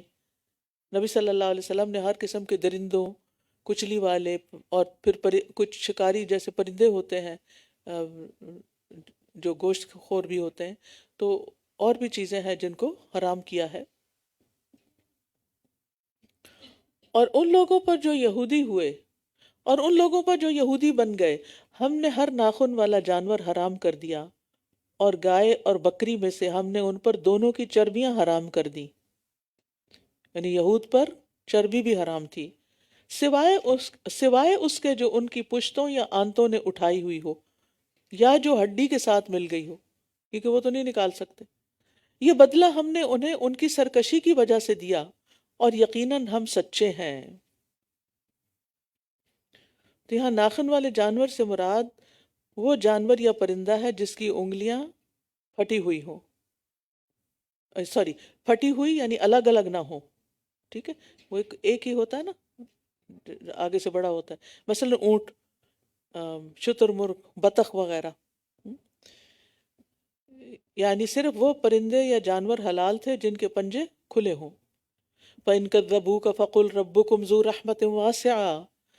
پھر اگر وہ آپ کو جھٹلائیں، پھر اگر یہ آپ کو جھٹلائیں تو کہہ دیجئے تمہارا رب وسیع رحمت والا ہے، اور مجرم قوم سے اس کا عذاب پھیرا نہیں جا سکتا۔ یعنی اللہ تعالیٰ مجرموں کو مہلت دیتا ہے، لیکن اس کا یہ مطلب نہیں کہ ان کو سزا نہیں دے گا. جو مجرم ہیں ان کو سزا مل کر رہے گی. سَيَقُولُ الَّذِينَ أَشْرَكُوا لَوْ شَاءَ اللَّهُ مَا أَشْرَكْنَا وَلَا آبَاؤُنَا. وہ لوگ جنہوں نے شرک کیا ان قریب کہیں گے اگر اللہ چاہتا تو نہ ہم شرک کرتے اور نہ ہمارے باپ دادا اور نہ ہم کوئی چیز حرام قرار دیتے. اسی طرح ان لوگوں نے بھی جھٹلایا تھا جو ان سے پہلے تھے، یہاں تک کہ انہوں نے ہمارا عذاب چکھ لیا. کہہ دیجئے کیا تمہارے پاس کوئی علم ہے تو اسے ہمارے لیے نکال لاؤ. تم تو صرف گمان کی پیروی کر رہے ہو اور صرف قیاس آرائیاں کر رہے ہو. مشرکین اپنی غلطی ماننے کی بجائے تقدیر کا سہارا لے رہے تھے. اللہ ہی نہیں چاہتا ہم سیدھے راستے پہ چلیں، ہم اللہ چاہے تو ہم یہ نہ کریں. آج آپ دیکھیے کہ مسلمانوں کے اندر بھی ایسے لوگ ہیں، اگر انہیں کہا جائے نا نماز پڑھو، کہتے جب اللہ چاہے گا تو پڑھ لیں گے. یعنی جو کام خود نہیں کرنے کی مرضی وہ اللہ پہ ڈال دی. تو یہ ایک مجرمانہ حرکت ہے، کیونکہ اگر اللہ تعالیٰ کی مرضی نہ ہوتی تو پھر وہ حکم ہی کیوں بھیجتا؟ اللہ نے حکم بھیجا اس لیے نا کہ وہ اس کام سے راضی ہے، وہ چاہتا ہے کہ کرو تم. قل فللہ الحجۃ البالغہ فلو شاء لہداکم اجمعین. کہہ دیجئے پس کامل دلیل تو اللہ ہی کی ہے، پھر اگر وہ چاہتا تو ضرور تم سب کو ہدایت دے دیتا. یعنی اللہ کے پاس نافرمان بندوں کے کوئی دلائل قابل قبول نہیں ہوں گے. یعنی جو شخص اللہ کی نافرمانی کرتا ہے اس کے پاس کوئی دلیل نہیں ہے، لیکن اللہ کے پاس اپنے بندوں کے خلاف مضبوط مستحکم دلائل موجود ہیں. قل فللہ الحجۃ البالغہ. تمہاری دلیل نہیں چلے گی، اللہ کی دلیل کام آئے گی، اس کے مطابق فیصلہ ہوگا. لیس بامانیکم ولا امانی اہل الکتاب. تمہاری آرزوؤں اور اہل کتاب کی آرزوؤں پر تمہارا انجام موقوف نہیں کہ جو تم چاہو گے جب وہ چاہیں گے ویسے ہی تمہارے حق میں فیصلہ کر دیا جائے گا. فیصلہ تو اللہ کی مرضی کے مطابق ہوگا، اور اس کے مطابق کہ تم اس کی مرضی پر دنیا میں کتنا چلتے رہے.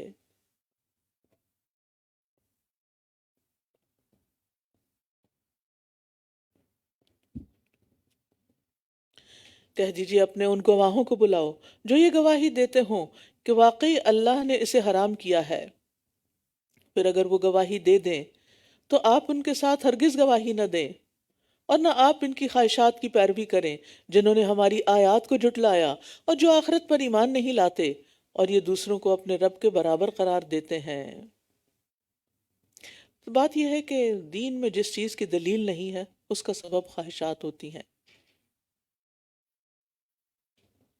تو اس لیے یہاں کہا نہ آپ ان کی خواہشات کی پیروی کریں جنہوں نے ہماری آیات کو جھٹلا دیا.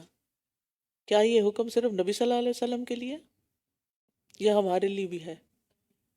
کیا کہ آپ ان لوگوں کی خواہشات کی پیروی نہ کریں جنہوں نے ہماری آیات یعنی ہمارے احکامات کو جھٹلا دیا ہے، جو ہماری بات نہیں مانتے. آپ ان کی بات نہ مانیں، ان کے پیچھے نہ چلیں.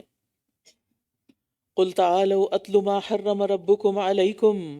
کہہ دیجئے آؤ میں تمہیں پڑھ کر سناؤں جو تمہارے رب نے تم پر حرام کیا ہے.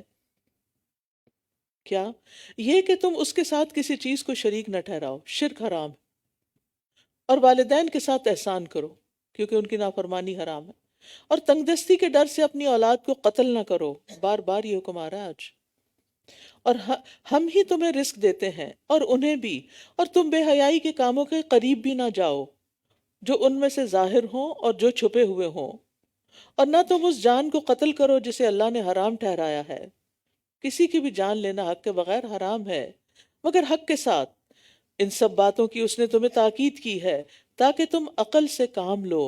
تاکیدی حکم ہے یہ وہ احکامات ہیں جو کسی بھی شریعت میں منسوخ نہیں ہوئے تھے. اور یاد رکھیے حرام کاموں میں سب سے سنگین جرم شرک ہے.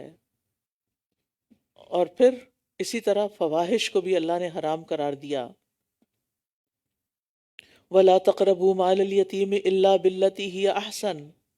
اور تم یتیم کے مال کے قریب بھی نہ جاؤ مگر اس طریقے پر جو سب سے اچھا ہو، یہاں تک کہ وہ اپنی جوانی کو پہنچ جائے.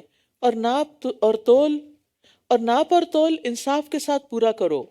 ہم کسی جان کو اس کی طاقت سے بڑھ کر تکلیف نہیں دیتے مگر اس کی طاقت کے مطابق ہی. اور جب تم بات کرو تو عدل سے کام لو اگرچہ وہ قریبی رشتہ دار کے خلاف ہی ہو. اور اللہ کے عہد کو پورا کرو. یہ وہ حکم ہے جس کی اس نے تمہیں تاکید کی ہے تاکہ تم نصیحت حاصل کرو. کہا جاتا ہے کہ یہ 10 کمانڈمنٹس جو تھی موسیٰ علیہ السلام کو دی گئی ان میں بھی یہی احکامات تھے. اور بے شک یہی میرا سیدھا راستہ ہے بس اسی کی پیروی کرو اور تم دوسرے راستوں کی پیروی نہ کرو ورنہ وہ تمہیں اس کے راستے سے الگ کر دیں گے. یہ وہ حکم ہے جس کی اس نے تمہیں تاکید کی ہے تاکہ تم تقوی اختیار کرو. اس آیت سے پتہ چلتا ہے کہ اللہ کا راستہ ایک ہی ہے، متفرق نہیں ہے. وہی سیدھا راستہ جو جنت تک پہنچانے والا ہے. لیکن شیطان نے لوگوں کو گمراہ کرنے کے لیے اس کے ارد گرد بہت سے رستے نکال دیے، ایگزٹس نکال دیے ہیں. عبداللہ بن مسعود کہتے ہیں کہ رسول اللہ صلی اللہ علیہ وسلم نے ہمارے سامنے ایک لکیر کھینچی، پھر فرمایا یہ اللہ کا راستہ ہے سیدھا اسٹریٹ. پھر اس کے دائیں اور اس کے بائیں کچھ اور لکیریں کھینچ دی، رائٹ لیفٹ بھی. پھر فرمایا یہ مختلف راستے ہیں جن میں سے ہر راستے پر شیطان بیٹھا ہو. یعنی ایک سیدھی لکیر ہے اور ایک اس کے جیسے وہ چوراہا ہوتا ہے نا، تو ایک ہوتی ہے مین روڈ جس کے اوپر آپ چلے جا رہے ہوتے ہیں اور ایک ہوتی ہے سائیڈ روڈز کے لیے نکلنے کے راستے. فرمایا یہ مختلف راستے ہیں جن میں سے ہر راستے پر شیطان بیٹھا ہے اور ان راستوں پر چلنے کی دعوت دے رہا ہے. اس کے بعد آپ نے یہی آیت تلاوت فرمائی کہ کیا ان ھذا صراطی مستقیما فاتبعوہ، یہ میرا سیدھا راستہ ہے سو اس کی پیروی کرو، دوسرے راستوں کے پیچھے نہ پڑو ورنہ تم اللہ کے راستے سے بھٹک جاؤ گے. کہیں بھی تم رائٹ لیفٹ ہوئے تو اللہ کا راستہ کھو دو گے، منزل تک نہیں پہنچ سکو گے. ثم آتینا موسیٰ الکتاب ثم آتینا موسیٰ الکتاب تماما علی الذی احسن وتفصیلا لکل شیء وہدی ورحمہ لعلہم بلقاء ربہم یؤمنون. پھر ہم نے موسیٰ کو کتاب دی اس شخص پر اپنی نعمت تمام کرنے کے لیے جس نے نیکی کی، اور ہر چیز کی تفصیل اور ہدایت اور رحمت کے لیے تاکہ وہ اپنے رب کی ملاقات پر ایمان لے آئیں. وَهَذَا كِتَابٌ أَنزَلْنَاهُ مُبَارَكٌ وَهَذَا كِتَابٌ أَنزَلْنَاهُ مُبَارَكٌ فَاتَّبِعُوهُ وَاتَّقُوا لَعَلَّكُمْ تُرْحَمُونَ. اور یہ ایک کتاب ہے جسے ہم نے نازل کیا ہے. کون سی کتاب؟ قرآن عظیم، بہت بابرکت کتاب ہے. بس اس کی پیروی کرو، اس کو فالو کرو اور تقوی اختیار کرو تاکہ تم پر رحم کیا جائے. اللہ کی رحمت چاہتے ہو تو اپنے اندر یہ صفات پیدا کر لو. اس سے یہ پتہ چلتا ہے کہ تقوی پیدا ہوتا ہے اس کتاب کو پڑھنے سے، اس کتاب کے ساتھ جڑے رہنے سے، اور رحمت آتی ہے تقوی کے بعد، تقوی اختیار کرنے سے. تو اس کتاب کو مضبوط پکڑ لو تاکہ تقوی حاصل ہو، تاکہ اللہ کی رحمت حاصل ہو. ہم میں سے ہر شخص رحمت چاہتا ہے، برکت چاہتا ہے، اور یہ خزانہ ہے ہمارے سامنے، لیکن ہمارے پاس وقت ہی نہیں اس کو پڑھنے کا. اور دنیا نے ہمیں اتنا مصروف کر رکھا ہے غیر ضروری کاموں نے.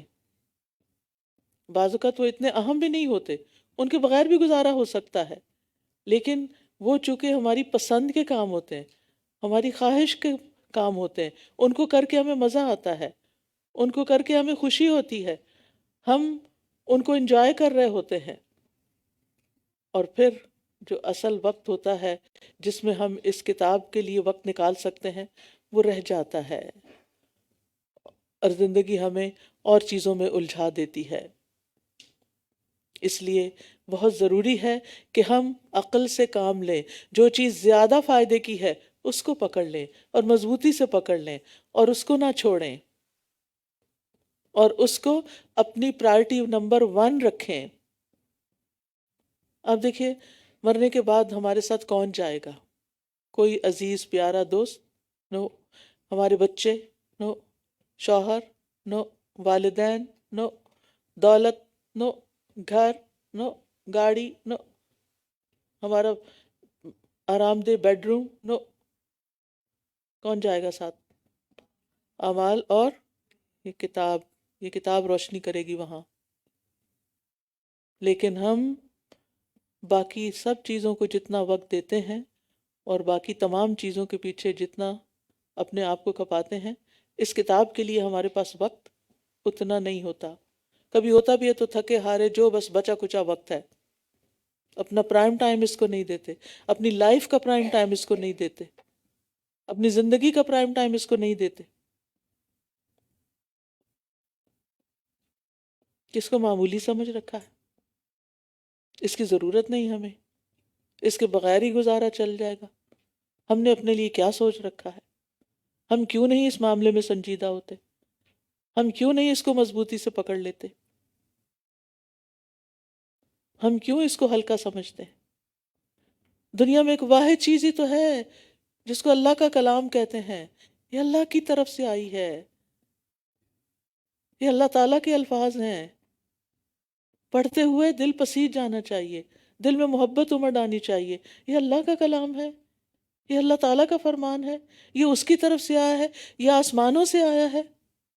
باقی چیزیں آپ کو زمین سے ملی ہیں، یہ جبریل امین لے کر اترے ہیں، نبی صلی اللہ علیہ وسلم کے دل پر لے کر اترے ہیں. اس کو دل میں جگہ دیں. جو چیز دل میں سما جاتی ہے پھر وہ پوری زندگی کا حصہ بن جاتی ہے. اور اگر یہ ہمارے دلوں سے دور ہے تو پھر کوئی چیز اس کو قریب نہیں کر سکتی. تو سوچیں یہ دل میں کون سے نمبر پر رکھی ہوئی ہے اور دن میں کون سے نمبر پر اس کو رکھا ہوا ہے، اور آئندہ زندگی کی مستقبل کے پلاننگ اور پروگرامز اور ساری خواہشات کی تکمیل میں یہ کس درجے پہ کس نمبر پر ہے. جس درجے پہ ہم اس کو رکھیں گے اسی درجے پہ ہمیں رکھا جائے گا. تو اپنے لیے خود سلیکشن کر لیجئے. تو جو شخص قرآن کی پیروی کرے گا وہ ہدایت پر رہے گا. نبی صلی اللہ علیہ وسلم نے فرمایا اللہ عز و جل کی کتاب ہی اللہ کی رسی ہے، جو اس کی پیروی کرے گا وہ ہدایت پر رہے گا اور جو اسے چھوڑ دے گا وہ گمراہی پر رہے گا. ابن قیم کہتے ہیں کہ بعض سلف کا کہنا ہے قرآن اس لیے اترا ہے تاکہ اس پر عمل کیا جائے، تو انہوں نے اس کی تلاوت کو عمل بنا لیا. وہ سمجھتے ہیں صرف تلاوت کرتے رہتے ہیں اور صرف عربی پڑھتے پڑھاتے رہتے ہیں تو ہم نے تو اس کا حق ادا کر دیا. یہی وجہ ہے کہ اہل القرآن وہ لوگ تھے جو اس پر عمل کرنے والے تھے اور جو کچھ اس میں تھا اس پر عمل کرنے والے تھے، اگرچہ قرآن ان کو زبانی نہ بھی یاد ہو، لیکن جب وہ اس پر عمل کریں گے تو اہل القرآن کہلائیں گے. وہ کہتے ہیں جو شخص اسے محض زبانی یاد کر لے لیکن نہ اس کو سمجھے نہ ہی اس کے احکامات پر عمل کرے تو وہ اہل القرآن میں سے نہیں ہے، چاہے وہ قرآن کے حروف اور تجوید کو ایسے درست کر کے پڑھے جیسے تیروں کو سیدھا کیا جاتا ہے. اعلیٰ سے اعلیٰ ترین طریقے پہ پڑھے لیکن عمل کچھ نہیں تو کچھ بھی حاصل نہیں، بلکہ پھر کتاب خود اس انسان کے خلاف حجت بن جائے گی کہ یہ جو کچھ پڑھتا تھا اس پر عمل نہیں کرتا تھا. ان تقولوا انما انزل الکتاب علی طائفتین من قبلنا، ایسا نہ ہو کہ تم کہو کہ ہم سے پہلے کے 2 گروہوں پر کتاب نازل کی گئی تھی اور بے شک ہم اس کے پڑھنے پڑھانے سے یقیناً غافل تھے. یا تم کہو کہ واقعی اگر ہم پر کتاب نازل کی جاتی تو ہم ان سے زیادہ ہدایت یافتہ ہوتے، بس یقیناً تمہارے پاس تمہارے رب کی طرف سے کھلی دلیل اور ہدایت اور رحمت آ گئی ہے. تو اس سے بڑا ظالم کون ہوگا جو اللہ کی آیات کو جھٹلائے اور ان سے اعراض برتے. ان لوگوں کو جو ہماری آیات سے اعراض کرتے ہیں، منہ موڑتے ہیں، ان قریب ہم برے عذاب کا بدلہ دیں گے کیونکہ وہ ان سے اعراض کرتے تھے. اعراض کہتے ہیں بے رخی برتنا، منہ موڑ لینا، توجہ نہ دینا. یہ تو صرف اس بات کا انتظار کر رہے ہیں کہ ان کے پاس فرشتے آ جائیں یا آپ کا رب آ جائے یا آپ کے رب کی بعض نشانیاں آ جائیں. جس دن آپ کے رب کی بعض نشانیاں آ گئیں تو کسی جان کو اس کا ایمان لانا فائدہ نہ دے گا جو اس سے پہلے ایمان نہیں لایا تھا. تو کسی نفس کو اس کا ایمان لانا فائدہ نہ دے گا جو اس سے پہلے ایمان نہیں لایا تھا یا اس نے اپنے ایمان میں کوئی نیکی نہیں کمائی تھی. کہہ دیجئے انتظار کرو، بے شک ہم بھی انتظار کرنے والے ہیں. یعنی اگر اس کتاب سے ہدایت نہیں پکڑتے تو کس بات کا انتظار ہے؟ موت کا. تو موت کے وقت تو توبہ قبول نہیں ہوگی. ہمیں تو وقت مقرر کے آنے سے پہلے ہی نیک اعمال کر لینے چاہیے، کیونکہ اس وقت انسان کیا کہے گا؟ اللہ تعالیٰ فرماتے ہیں اور اس میں سے خرچ کرو جو ہم نے تمہیں دیا ہے. اس سے پہلے کہ تم میں سے کسی کو موت آ جائے پھر وہ کہے اے میرے رب تو نے مجھے قریبی مدت تک مہلت کیوں نہ دی کہ میں صدقہ کرتا اور نیک لوگوں میں سے ہو جاتا. جو بھی آپ سوچتے رہتے ہیں کہ میں اپنی پراپرٹی کا یا اپنے مال کا یا اپنی جیولری کا یا اپنے کپڑوں میں سے یا اپنے چیزوں میں سے یہ چیزیں صدقہ کر دوں گی، تو اس کو اب رمضان کو اچھا غنیمت کا موقع سمجھ کر لینا چاہیے، کیونکہ رمضان میں ہر نیکی کا اجر و ثواب بڑھ جاتا ہے. تاخیر نہ کریں، ہمیں نہیں معلوم کہ ہم میں سے کب کس کی موت آ جائے، اور جو ہم کرنا چاہتے ہیں وہ پھر ہمارے بعد کوئی بھی ہمارے لیے نہ کرے. میں ہمیشہ سوچتی ہوں اگر میں نے اپنے لیے خود کچھ نہیں کیا تو میرے بعد والوں کو کیا مصیبت پڑی ہے کہ وہ میرے لیے کچھ کریں. ان کو تو اپنی زندگی سے فرصت نہیں ہوگی. میں نے اپنے لیے کچھ نہیں سوچا، وہ میرے لیے کیوں سوچیں گے؟ اللہ ماشاء اللہ. تو اپنے لیے خود ہی اپنے ہاتھوں سے کچھ کر لیں، کیونکہ جو اپنے ہاتھوں سے کر لیتا ہے انسان اسی کا بڑا اجر ہے، اور جو بعد والوں کے لیے چھوڑ دیتا ہے وہ تو پھر بعد میں ہی رہ گیا، پیچھے ہی رہ گیا. آپ سے پوچھا گیا اے اللہ کے رسول کون سا صدقہ افضل ہے؟ آپ نے فرمایا کہ تم اس حال میں صدقہ کرو کہ تم صحت مند ہو، مالدار ہونے کی توقع رکھتے ہو اور فقر سے ڈرتے ہو. یعنی تمہارے پاس اتنا نہیں کہ بہت کچھ دے سکو، تمہیں ڈر ہے کہ دے دیا تو کہیں میری ضرورت کا کیا ہوگا. اور اتنی دیر مت لگاؤ کہ جب جان حلق تک آ جائے تو کہنے لگو فلاں کو اتنا اور فلاں کو اتنا دے دو، حالانکہ اب تو وہ فلاں کا ہو ہی چلا، اب تو انہی کا ہے، اب تمہارا تو نہیں. بے شک وہ لوگ جنہوں نے اپنے دین کو فرقہ فرقہ کر دیا اور وہ گروہ گروہ ہو گئے، آپ کا ان سے کسی چیز میں کوئی تعلق نہیں ہے. بے شک ان کا معاملہ تو اللہ ہی کے سپرد ہے، پھر وہ انہیں بتائے گا جو کچھ وہ کیا کرتے تھے.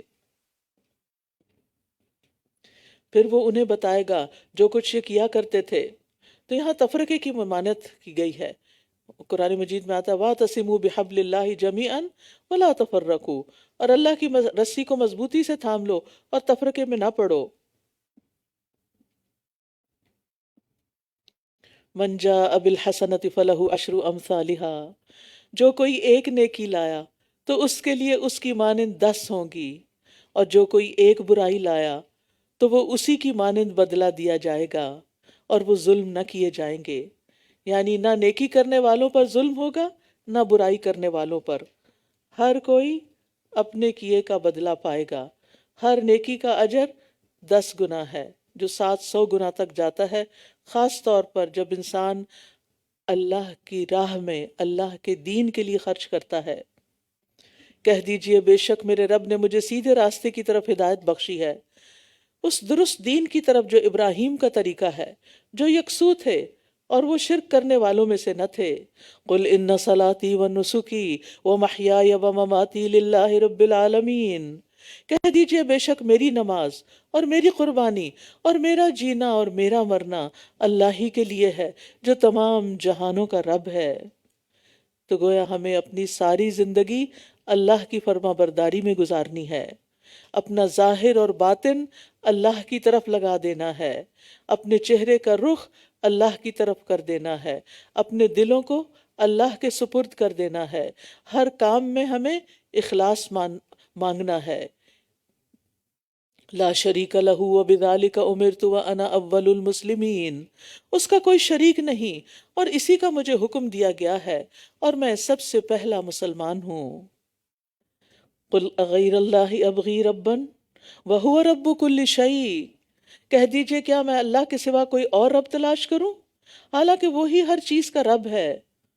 اور کوئی نفس گناہ نہیں کماتا مگر اس کا وبال اسی پر ہے، اور کوئی بوجھ اٹھانے والا کسی دوسرے کا بوجھ نہیں اٹھائے گا. پھر اپنے رب کی طرف تم سب کا لوٹنا ہے، پھر وہ تمہیں بتائے گا اس بارے میں جس میں تم اختلاف کیا کرتے تھے. یہاں یہ بات واضح کر دی گئی ہے کہ کوئی کسی کا بوجھ نہیں اٹھائے گا. والدین اور اولاد بھی ایک دوسرے کے گناہ کا بوجھ نہیں اٹھائیں گے. یوم یفر المرء من اخیہ و امہ و ابیہ و صاحبتہ و بنیہ لکل امرئ منہم یومئذ شأن یغنیہ. انسان سارے رشتوں سے بھاگ جائے گا کیونکہ اس کو اپنی مصیبت پڑی ہوئی ہوگی. اور وہی ہے جس نے تمہیں زمین میں جانشین بنایا اور تمہارے بعض کو بعض پر درجات میں بلند کیا تاکہ وہ تمہیں اس میں آزمائے جو اس نے تمہیں دیا ہے. بے شک آپ کا رب جلد سزا دینے والا ہے اور بے شک وہ یقیناً بہت بخشنے والا بہت رحم کرنے والا ہے. یعنی اللہ نے ہمیں زمین میں ایک دوسرے کا جانشین بنایا اور شکل و صورت مال و جاہ علم و عقل میں ایک دوسرے پر فوقیت دی. اور یہ کیوں دیا؟ تاکہ امتحان لے ہم سب. یعنی کسی کو کوئی چیز زیادہ ملی، کسی کو کوئی چیز کم ملی، اور کسی کو کچھ زیادہ ملا، کسی کو کچھ اور زیادہ ملا. یعنی ہر شخص کی زندگی میں سب کچھ نہیں ہوتا، کمی بیشی ہوتی. یہ کیوں؟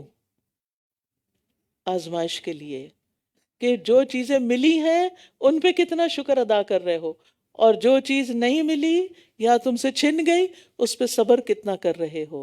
یہ ہے اصل امتحان. سورۃ الاعراف. بسم اللہ الرحمن الرحیم. الف لام میم صاد.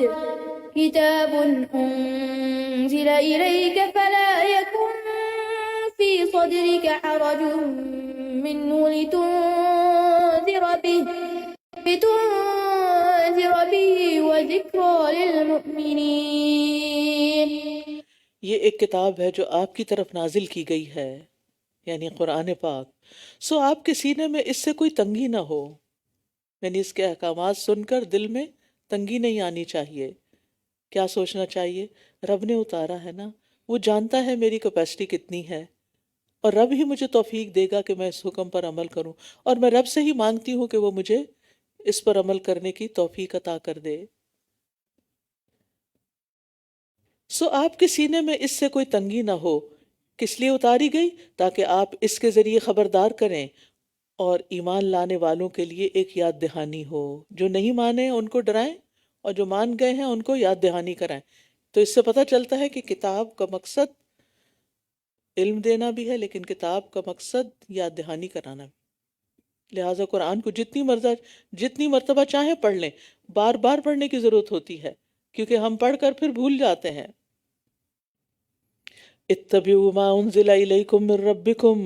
تم اس کی پیروی کرو جو تمہاری طرف تمہارے رب کی طرف سے نازل کیا گیا ہے، اور اس کے سوا دوسرے من گھڑت سرپرستوں کی پیروی نہ کرو. کتنی کم تم نصیحت پکڑتے ہو. یعنی صرف اللہ کی طرف سے نازل شدہ احکامات کی پیروی کا حکم دیا جا رہا ہے، اور اللہ اور رسول کے حکم کے آگے کسی اور کی بات نہیں مانی جائے گی. وحی الہی سے آنے والی بات کو ہر بندے کے قول پر مقدم کیا جائے گا، آگے رکھا جائے گا. یہ اللہ کا فرمان ہے. بعض اوقات یہ ہوتا ہے نا کہ کسی عالم کو اللہ کا حکم یاد نہیں ہوتا، یا بھول چکا ہوتا، یا اس کی نظر سے گزرا نہیں ہوتا، اور وہ اپنے گزشتہ علم پر مبنی اخلاص کے ساتھ فتویٰ دے دیتا ہے. لیکن بعد میں کوئی اور عالم آتا ہے اور وہ بتاتا ہے کہ وہ فتویٰ درست نہیں، کیونکہ یہ آیت اس کے خلاف جا رہی ہے. تو انسان کو اس میں یہ نہیں سوچنا چاہیے نہیں وہ تو ہماری برادری کا عالم ہے، نہیں وہ تو ہم تو بچپن سے اس کو جانتے ہیں، نہیں یہ باتیں اور یہ عذر نہیں. اللہ کی بات آ گئی، سمعنا و اطعنا. وحی الہی ہر چیز پر پرائرٹی رکھتی ہے.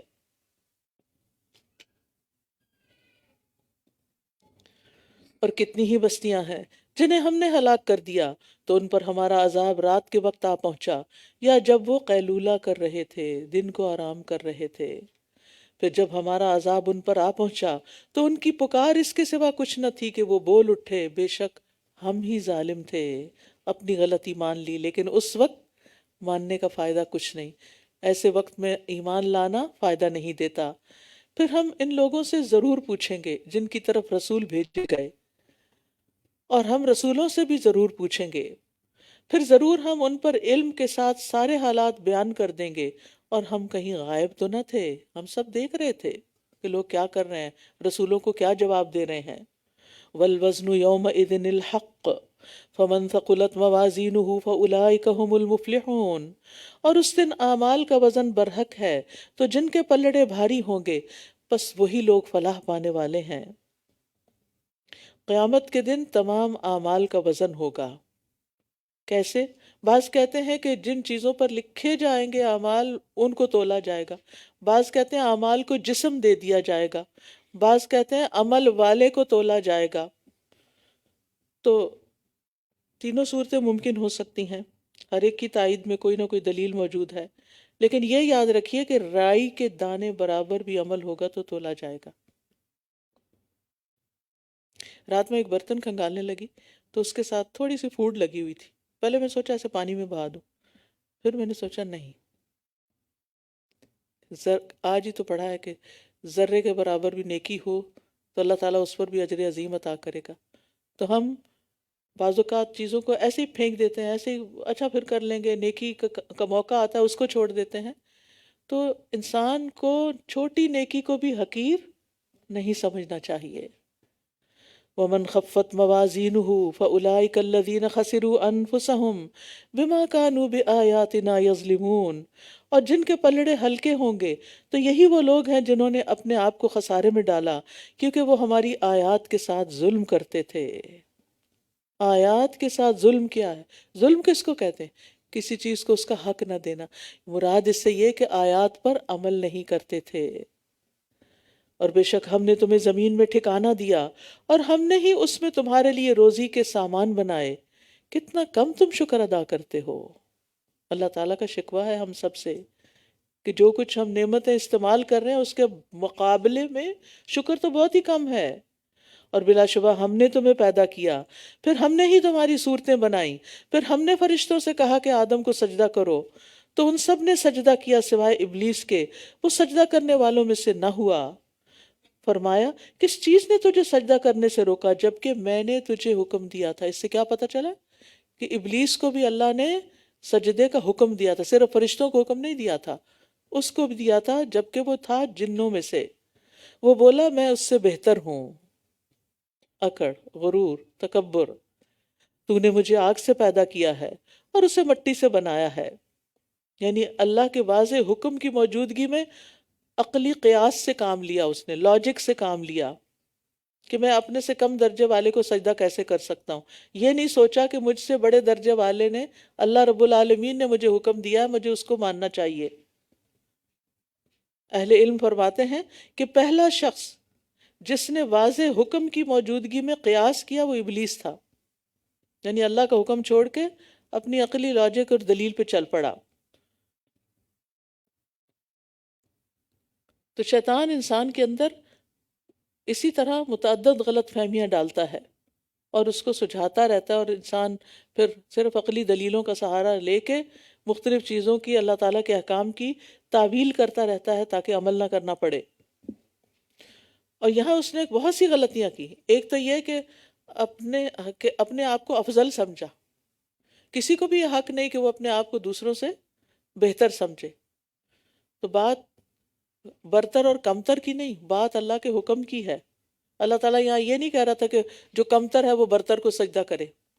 تو تمہارے لیے کوئی چھوٹ ہو سکتی تھی کہ تم نے یہ سمجھ لی بات کہ میں برتر ہوں اس لیے، ورنہ اصل بات تو اللہ کا حکم ہے.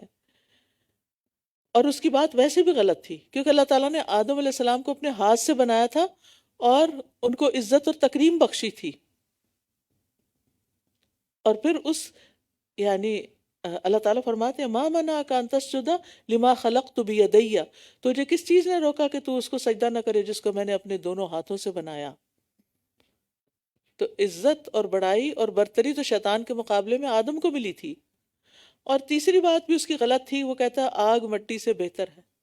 وہ کیسے؟ آگ میں تو تیزی ہوتی ہے، آگ تو جلا دیتی ہے، آگ تو بھڑکتی ہے، جبکہ مٹی میں تواضع ہوتی ہے. مٹی سے سارا رزق نکلتا ہے، پروڈیوس کرتی ہے، اس میں بڑھانے کی خوبی ہے. آگ ختم کرتی ہے جبکہ مٹی چیزوں کو گرو کرتی ہے، بڑھاتی ہے، زیادہ کرتی ہے. تو مٹی بہتر ہے، لیکن اس کی عقل یہی سجھا رہی تھی اس کو. تو اس سے یہ پتہ چلتا ہے کہ بعض اوقات اپنے آپ کو بڑا بڑا عقل مند سمجھنے والے بھی بڑی بڑی غلطیاں کر جاتے ہیں. تو ہمیں دین پر عمل کرتے ہوئے عقل کو سامنے نہیں رکھنا، اللہ کے حکم کو سامنے رکھنا ہے. اور قرآن و سنت کے مقابلے میں قیاس آرائیاں کوئی فائدہ نہ دیں گی. فرمایا تو یہاں سے اتر جا، بس تجھے کوئی حق نہیں کہ تو اس میں تکبر کرے، لہٰذا نکل جا، بے شک تو ذلیل ہونے والوں میں سے ہے. اس نے کہا مجھے اس دن تک مہلت دے دے جب لوگ قبروں سے اٹھائے جائیں گے. فرمایا بے شک تو مہلت دیے جانے والوں میں سے ہے. اللہ نے اگر شیطان کی دعا قبول کر لی، اس کی بات سن لی، تو اللہ تعالیٰ کسی گناہ گار کی بھی سن سکتا ہے. کبھی یہ نہ کرے میں تو گناہ گار ہوں، میں کیسے کس منہ سے دعا مانگوں. نہیں، چاہے آپ کے گناہ زمین سے آسمان تک ہیں، آپ یہ سمجھتے ہیں اگر، تب بھی دعا مانگیں، تب بھی اللہ ہی سے مدد مانگیں، اور اللہ سننے والا ہے. یعنی اپنی کوتاہیوں کی وجہ سے اللہ سے دعا مانگنے سے رکنا نہیں چاہیے. اس نے کہا، ابلیس نے، چونکہ تو نے مجھے گمراہ کیا ہے تو میں بھی ضرور ہی ان کو گمراہ کرنے کے لیے تیرے سیدھے رستے پر بیٹھوں گا. اب یہاں پھر آپ دیکھیں کس قدر بے ادبی کی بات ہے.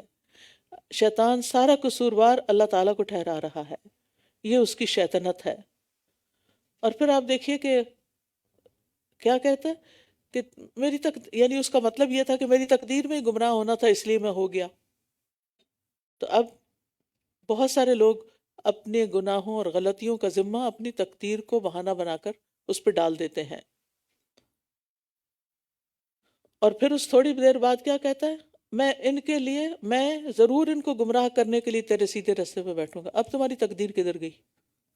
ابھی تو تم کہہ رہے تھے کہ اللہ نے مجھے گمراہ کر دیا، اور اب تم لوگوں کو اللہ ہی کے راستے سے ہٹا رہے ہو. پھر میں ضرور ان کے سامنے سے اور ان کے پیچھے سے اور ان کے دائیں سے اور ان کے بائیں سے ان پر آؤں گا، اور تو ان کی اکثریت کو شکر گزار نہ پائے گا. جب دل میں گلہ آنے لگے، شکر سے دور ہوں، فوراً شکر ادا کرنا شروع کر دیں، نعمتوں کو یاد کریں، کیونکہ شیطان کا وار ہوتا ہے ناشکری کرنا، ناشکری پر انسٹیگیٹ کرنا. اور پھر آپ دیکھیے شیطان نے اوپر کی طرف سے آنے کی بات نہیں کی، کیونکہ انسان جب اللہ سے دعا کرتا ہے اوپر والے کے ساتھ کنیکٹڈ ہو جاتا ہے. اور نیچے سے آنے کی بھی بات نہیں کی، چاروں طرف کی، نیچے سے بھی آنے کی نہیں کی. تو سجدہ کرتا ہے جب انسان تو اللہ کے قریب ہو جاتا ہے، دعا سے بھی اللہ کے قریب ہوتا ہے، سجدے سے بھی قریب ہوتا ہے. یہ دو چیزیں اگر زندگی میں ساتھ ہے نا، مضبوط پکڑا ہوا ہے، تو انشاءاللہ شیطان قابو نہیں پا سکے گا. اور جب چاروں طرف کی بات اس نے کی تو اس کے لیے بڑی خوبصورت دعا ہمیں سکھا دی گئی. عبداللہ بن عمر فرماتے ہیں کہ رسول اللہ صلی اللہ علیہ وسلم ہمیشہ صبح و شام یہ کلمات پڑھتے تھے، کبھی ان میں ناغہ نہیں کرتے تھے. آپ نے بھی آج کے بعد نہیں کرنا. یہ ایاک نستعین میں دعا لکھی ہوئی ہے صبح شام کے اذکار میں. وہ دعا ہے اللہم انی اسألک العافیۃ فی الدنیا والآخرہ، اللہم انی اسألک العفو والعافیۃ فی دینی و دنیای و اہلی و مالی، اللہم استر عوراتی و آمن روعاتی، اللہم احفظنی من بین یدی ومن خلفی وعن یمینی وعن شمالی ومن فوقی واعوذ بعظمتک ان اغتال من تحتی. چاروں طرف سے شیطان کے پھندے سے بچنے کے لیے حفاظت کی دعا مانگا کریں صبح و شام کہ اللہ مجھے اس سے بچا کے رکھ. فرمایا یہاں سے نکل جا، مذمت کیا ہوا، رحمت سے دور کیا ہوا، جو کوئی ان میں سے تیری پیروی کرے گا تو میں ضرور تم سب سے جہنم کو بھر دوں گا. استغفر اللہ. اور اے آدم، تم اور تمہاری بیوی جنت میں رہو، پھر تم دونوں جہاں سے چاہو کھاؤ اور اس درخت کے قریب نہ جانا، ورنہ تم دونوں ظالموں میں شمار ہوگے. پھر شیطان نے ان دونوں کے دل میں وسوسہ ڈالا تاکہ ان کے لیے ان کی شرمگاہیں ظاہر کر دے جو ان سے چھپائی گئی تھیں، اور کہنے لگا تمہارے رب نے تمہیں اس درخت سے اس لیے روکا کہ کہیں تم دونوں فرشتے نہ بن جاؤ یا ہمیشہ رہنے والوں میں سے نہ ہو جاؤ. کیسا دھوکہ دیا. جن باتوں کی کوئی حقیقت نہیں تھی وہ ان کو سجھائیں، وہ ان کے دل میں ڈالیں. اس لیے بھی پتہ چلتا ہے کہ آدم علیہ السلام فرشتوں کو اپنے سے بہتر سمجھتے تھے، تو اس لیے فرشتہ بننے کی خواہش ان کے اندر ڈال دی. اور یہ تو ہر انسان کے اندر ہوتا نا کہ میں جیوں 1000 برس اور ہر برس کے ہوں دن 1000. یعنی انسان چاہتا ہے کہ کبھی نہ مرے، لیکن اللہ سے ملاقات بھی تو مرے بغیر نہیں ہوگی نا، تو اس لیے موت کو برا نہیں سمجھنا چاہیے. وقاسمہما انی لکما لمن الناصحین، اور اس نے ان دونوں سے قسمیں کھائیں، جھوٹی قسمیں، کہ بے شک میں تمہارے خیر خواہوں میں سے ہوں، میں خیر خواہ ہوں تمہارا۔ تو بعض اوقات دشمن بھی خیر خواہ کے روپ میں آتے ہیں، یہ کھلا دشمن تھا لیکن اس نے دھوکہ دیا، بس اس نے ان دونوں کو دھوکے سے مائل کر لیا۔ دلہما بغرور، دلہ کہتے ہیں ڈول کو کنویں میں ڈالنا۔ تو اب یہ جو اس نے آدم علیہ السلام کو گرا دیا، گویا نیچے پھینک دیا، اور ہوا بھی یہی نا، پھر آسمان سے نیچے آ گئے۔ پھر جب ان دونوں نے اس درخت کو چکھ لیا تو ان کی شرمگاہیں ان پر ظاہر ہو گئیں، اور وہ اپنے اوپر جنت کے پتے چپکانے لگے، اور ان کے رب نے ان کو پکارا، کیا میں نے تمہیں اس درخت سے روکا نہ تھا اور تمہیں کہا نہ تھا کہ شیطان تمہارا کھلا دشمن ہے؟ یہاں تو اکلا منہا آتا ہے نا، سورۃ طٰہٰ میں ذائقہ آتا ہے، چکھا ہی تھا، ابھی چکھا ہی تھا کہ اللہ تعالیٰ ناراض ہو گئے، جنت کی کرامت چھن گئی، وہ بے لباس ہو گئے، لیکن فوراً اپنے آپ کو ڈھانکنے لگے۔ اس سے پتہ چلتا ہے کہ انسان فطرتاً باحیا ہے۔ بچوں کو بھی اب آپ نیپی چینج کرنے لگے تو رونے لگتے ہیں، اور بعض اوقات جب ذرا سمجھدار ہوتے ہیں تو کھینچنے لگتے ہیں واپس۔ شیطان کو بے لباسی پسند ہے، ننگا ہونا جانوروں کی فطرت میں ہے، لہٰذا ان انسانوں کے اندر فطرت مسخ ہو چکی ہوتی ہے جو ننگا رہنے کو پسند کرتے ہیں۔ قالا ربنا ظلمنا انفسنا وَإِن لَّمْ تَغْفِرْ لَنَا وَتَرْحَمْنَا لَنَكُونَنَّ مِنَ الْخَاسِرِينَ، دونوں پکار اٹھے، اے ہمارے رب، ہم نے اپنی جانوں پر ظلم کیا، اور اگر تو نے ہمیں نہ بخشا اور ہم پر رحم نہ کیا تو ہم ضرور خسارہ پانے والوں میں سے ہو جائیں گے۔ ان کو بڑی جلدی بات سمجھ آ گئی، اب شیطان کے مقابلے میں اپنا قصور مان لیا، یہ ہوتا ہے انسان۔ اور شیطانی رویہ کیا ہوتا ہے؟ لاجک پیش کرتے رہنا، دلیلیں اور تعویلیں دینا اپنے حق میں، اور حق بات کو قبول نہ کرنا۔ قَالَ اهْبِطُوا بَعْضُكُمْ لِبَعْضٍ عَدُوٌّ، فرمایا تم سب اتر جاؤ، سب چلو زمین میں، تم ایک دوسرے کے دشمن ہو، اور تمہارے لیے ایک وقت تک زمین میں جائے قرار اور فائدہ اٹھانا ہے۔ فرمایا اسی میں تم جیو گے اور اسی میں تم مرو گے اور اسی سے تم نکالے جاؤ گے، چاند پہ کوئی نہیں جانا۔ اے بنی آدم، ہم نے تم پر لباس اتارا ہے جو تمہاری شرمگاہیں چھپاتا ہے اور زینت کا ذریعہ بھی ہے، اور تقوی کا لباس وہ سب سے بہتر ہے، یہ اللہ کی نشانیوں میں سے ہے تاکہ وہ نصیحت حاصل کریں۔ آسمان سے لباس آیا، جی ہاں، آسمان سے پانی اترتا ہے جس سے روئی اگتی ہے، ریشم بنتا ہے، اور جانور وہ کھاتے پیتے ہیں سبزیاں، اور تو پھر ان کے جسموں پر آپ کے لیے اون بنتی ہے۔ تو یہ سب کچھ اللہ کے اذن سے ہوتا ہے، آسمان اور زمین دونوں مل کر انسان کے لیے رزق تیار کرتے ہیں۔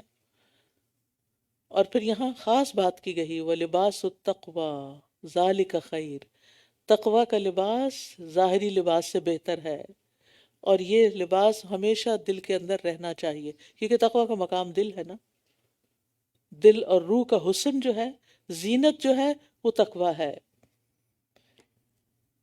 یہ جو ظاہری لباس ہوتا ہے نا، جو ہم پہنے ہوئے ہوتے ہیں، یہ ہمیں صرف ایک ظاہری ہمارے سطر کو ڈھانکتا ہے، اور ایک محدود وقت تک کے لیے، مرنے کے بعد کفن ہوگا اور کفن بھی گل سڑ جائے گا، ختم یہ لباس، قیامت کے دن بغیر لباس اٹھائے جائیں گے، پھر جنت کا لباس ملے گا۔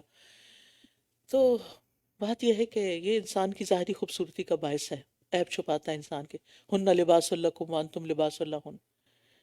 لیکن جب دل میں تقویٰ آ جاتا ہے نا، تو وہ تقویٰ دنیا میں بھی ساتھ ہے، قبر میں بھی ساتھ ہے، اس سے جو دل خوبصورت ہوگا، مطمئن ہوگا، قلب مطمئن، وہ وہاں بھی ساتھ ہوگا، اور قیامت کے دن بھی تقویٰ ساتھ ہوگا، اور انسان کو عزت اور کرامت بخشنے کا ذریعہ ہوگا۔ اور پھر جنت بھی کس کے لیے ہے؟ ان للمتقین مفازا حدائق وعنابا، کتنی نعمتیں ہیں، اور یہ کس کے لیے ہیں؟ للمتقین۔ تو تقوی، اور پھر آپ دیکھیے جب دل میں تقوی ہوتا ہے نا، تو انسان بدگمانی کو دل میں نہیں آنے دے، آ بھی جائے تو اس باہر نکالتا ہے۔ انسان کو کسی کی بات سخت بری لگ جائے اور انتقام پہ تل جائے، تقوی اس کو کھینچ لیتا ہے، نہیں یہ نہیں کرنا، واپس صبر سکھاتا ہے. تو تقوی کی ہے، اور الحمدللہ رمضان آ رہا ہے، روزے آ رہے ہیں، جس سے مقصود کیا ہے، مطلوب کیا ہے؟ تقوی حاصل کرنا، بچ بچ کے چلنا. اے بنی آدم، شیطان تمہیں ہرگز فتنے میں نہ ڈالے، جیسا کہ اس نے تمہارے والدین کو جنت سے نکلوا دیا تھا. اس نے ان دونوں سے ان کا لباس اتروا دیا تھا تاکہ وہ انہیں ان کی شرمگاہیں دکھائے. بے شک وہ اور اس کا قبیلہ وہاں سے تمہیں وہاں سے دیکھتا ہے جہاں سے تم انہیں نہیں دیکھتے. ان شیطانوں کو ہم نے ان لوگوں کا دوست بنایا ہے جو ایمان نہیں لاتے. تو شیطان جو ہے یہ بنی آدم کو جنت سے نکلوانے کا باعث بھی ہے، اور جنت کی طرف جانے سے روکتا بھی ہے، جانے نہیں دیتا. وہ کیا چاہتا ہے کہ سب لوگ میرے ساتھ جہنم میں جلیں، اور اس کے لیے وہ کیا ٹولز استعمال کرتا ہے؟ انسانوں کو ننگا کرنے کے، انسانوں کو بے لباس کرنے کے. تو بعض اوقات ہم نے لباس پہنا ہوتا ہے مگر اتنا سکن ٹائٹ ہوتا ہے کہ ایک ایک عضو نظر آ رہا ہوتا ہے. یہ بھی شیطانی عمل ہے، اس سے بھی بچنا چاہیے. اور جب وہ کوئی بے حیائی کا کام کرتے ہیں تو کہتے ہیں ہم نے اپنے آباء و اجداد کو اس پر پایا، ہمارے بڑے بھی یہی پہنتے تھے، یہی کرتے تھے، اور اللہ نے ہمیں اس کا حکم دیا ہے. کہہ دیجئے بے شک اللہ بے حیائی کا حکم نہیں دیتا. کیا تم اللہ پر وہ کچھ کہتے ہو جو تم جانتے نہیں؟ اصل میں بنیادی طور پر تو یہ صورت مکی ہے، اور اہل مکہ کی بہت سی باتوں کا جواب دیا جا رہا ہے. یہاں فحشاء سے مراد وہ عبادات ہیں جو اہل عرب نے خود گھڑ لی تھی، اور خاص طور پر جو وہ ننگا طواف کیا کرتے تھے اور جاہلیت کے طور طریقے انہوں نے اختیار کر رکھے تھے.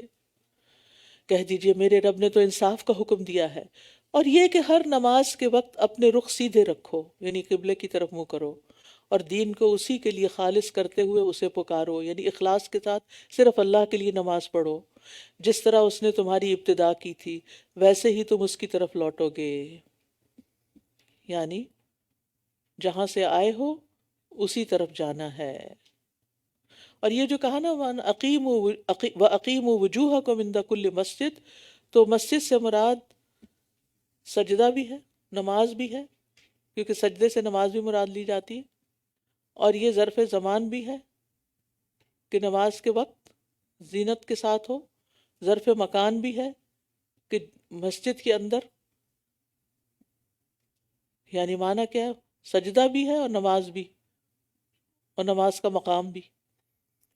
ایک گروہ کو اس نے ہدایت دی اور ایک گروہ پر گمراہی چسپاں ہو گئی. بے شک انہوں نے اللہ کو چھوڑ کر شیطانوں کو سرپرست بنا لیا، اور یہ سمجھتے ہیں کہ یہ ہدایت یافتہ ہیں. اے بنی آدم، ہر نماز کے وقت اپنی زینت اختیار کرو، اور لباس زینت ہے، یعنی پورے لباس میں نماز پڑھو. اور کھاؤ اور پیو اور اسراف نہ کرو، بے شک وہ اسراف کرنے والوں کو پسند نہیں کرتا. تو اس سے پتہ، اور زینت سے یہاں مراد کیا ہے؟ لباس، یعنی طواف اور نماز میں پردے کی چیزوں کو چھپانا فرض ہے. مرد کے لیے کمر سے گھٹنوں تک، یعنی گھٹنے کور ہونے چاہیے. عورت کے لیے چہرے اور ہاتھوں کے سوا سارا جسم ڈھکا ہوا ہونا چاہیے. بازو ننگے نہیں ہونے چاہیے، گلا اور کان اور یہ سب کچھ ننگا نہیں ہونا چاہیے. نماز کے وقت لباس تنگ نہیں ہونا چاہیے، نماز کے وقت لباس سی تھرو نہیں ہونا چاہیے، بال نظر نہیں آنے چاہیے. تو یہ زینت، یہ سب چیزیں زینت ہے نا. تو اس زینت کو چھپا کر اللہ کے لیے جو زینت اختیار کرنی ہے وہ لباس کے ساتھ، اس لباس کے ساتھ جو اس کو پسند ہے.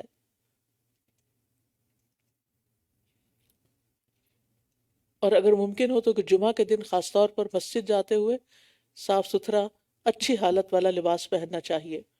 اور مردوں کے لیے خاص طور پر خوشبو کا اہتمام بھی ضروری ہے. عورتیں مسجد جاتے ہوئے خوشبو نہ لگائیں. اور کھاؤ اور پیو اور اسراف نہ کرو، کیونکہ اللہ تعالیٰ اسراف کرنے والوں کو پسند نہیں کرتا. کھانے پینے میں بے احتیاطی اکثر بیماریوں کی جڑ ہوتی ہے، اور یہ دنیا اور آخرت دونوں میں نقصان دہ ہے. نبی صلی اللہ علیہ وسلم نے فرمایا کھاؤ پیو پہنو اور صدقہ کرو بغیر اسراف کے اور بغیر تکبر کے. کسی نے کہا تھا کہ پوری طب اس آیت میں جمع کر دی گئی ہے، اور یہاں طیب کھانا، حلال کھانا اور اپنی ضرورت کے مطابق کھانا، اس کا حکم دیا جا رہا ہے. یہ بھی ایک عبادت ہے، کیونکہ یہ اللہ کا حکم ہے. جب اس کے مطابق ہم کام کریں گے تو اللہ سبحانہ وتعالیٰ راضی ہوگا۔ کہہ دیجئے اللہ کی وہ زینت جو اس نے اپنے بندوں کے لیے نکالی، اور رزق میں سے پاکیزہ چیزیں کس نے حرام کی؟ کہہ دیجئے یہ چیزیں دنیا کی زندگی میں ان لوگوں کے لیے ہیں جو ایمان لائے ہیں، اور قیامت کے دن بھی خالصتاً انہی کے لیے ہوں گی۔ اسی طرح ہم آیات کو ان لوگوں کے لیے کھول کھول کر بیان کرتے ہیں جو علم رکھتے ہیں۔ تو زینت اللہ سے مراد عمدہ لباس اور وہ تمام چیزیں مراد ہیں جس سے انسان کو خوبصورتی حاصل ہوتی ہے، اور طیبات سے مراد ہر قسم کے لذیذ کھانے۔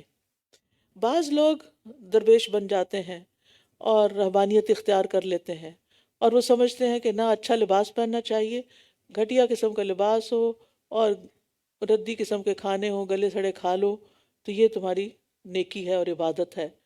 یہاں اس کی تردید کی جا رہی ہے۔ بعض لوگ دودھ، گھی، شہد ان چیزوں کو نہ کھاتے ہیں اور کھانے سے بھی منع کر دیتے، اللہ کے قریب ہونا چاہتے ہو تو یہ چیزیں نہ کھایا کرو، اس قسم کی پابندیاں لگاتے ہیں۔ ہاں ٹھیک ہے، اگر کسی بیماری کی وجہ سے، الرجی کی وجہ سے ڈاکٹر نے منع کیا ہے تو اس میں تو کوئی حرج نہیں، لیکن دنیا کی نعمتوں میں اللہ کی نافرمانی نہ کرو۔ اور قیامت کے دن مومنوں کے لیے ان نعمتوں کا استعمال بغیر کسی حد کے ہوگا، جتنا چاہو کھاؤ، جہاں سے چاہو کھاؤ، جیسا چاہو پہنو، یعنی جو اللہ نے لباس تمہارے لیے تیار کیے ہیں۔ دنیا میں تو انسان جو چیز بھی لیتا ہے بعض اوقات اس کے اندر کئی مسائل کھڑے ہو جاتے ہیں۔ کہہ دیجئے میرے رب نے حرام کیا بے حیائی کے کاموں کو جو ان میں سے ظاہر ہوں اور جو پوشیدہ ہوں، اور گناہ اور ناحق زیادتی کو، اور یہ کہ تم اللہ کے ساتھ کسی کو شریک ٹھہراؤ جس کی اس نے کوئی دلیل نہیں اتاری، اور یہ کہ تم اللہ کے بارے میں وہ باتیں کہو جو تم نہیں جانتے۔ تو اس سے کیا پتہ چلتا ہے کہ اللہ نے بے حیائی کو حرام کیا، ظاہر میں، چھپ کر بھی، گناہ کو، ناحق زیادتی کو، شرک کو، اور اللہ کے بارے میں ایسی باتیں کہنے کو جو اللہ نے فرمائی ہی نہیں، یا اللہ کے بارے میں وہ بات کہنا جس کی کوئی حقیقت اور دلیل نہیں۔ اور ہر امت کے لیے ایک وقت مقرر ہے، جب ان کا مقرر وقت آ جاتا ہے، ہر امت کے لیے ایک مقرر وقت ہے، پھر جب ان کا مقرر وقت آ جاتا ہے تو نہ وہ ایک گھڑی پیچھے ہو سکتے ہیں اور نہ وہ آگے بڑھ سکتے ہیں۔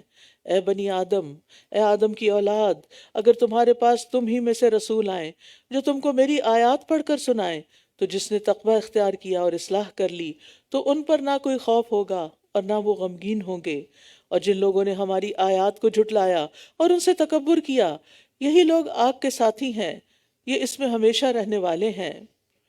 تو اس سے بڑا ظالم کون ہوگا جو اللہ کے بارے میں جھوٹ گھڑ لے یا اس کی آیات کو جھٹلا دے۔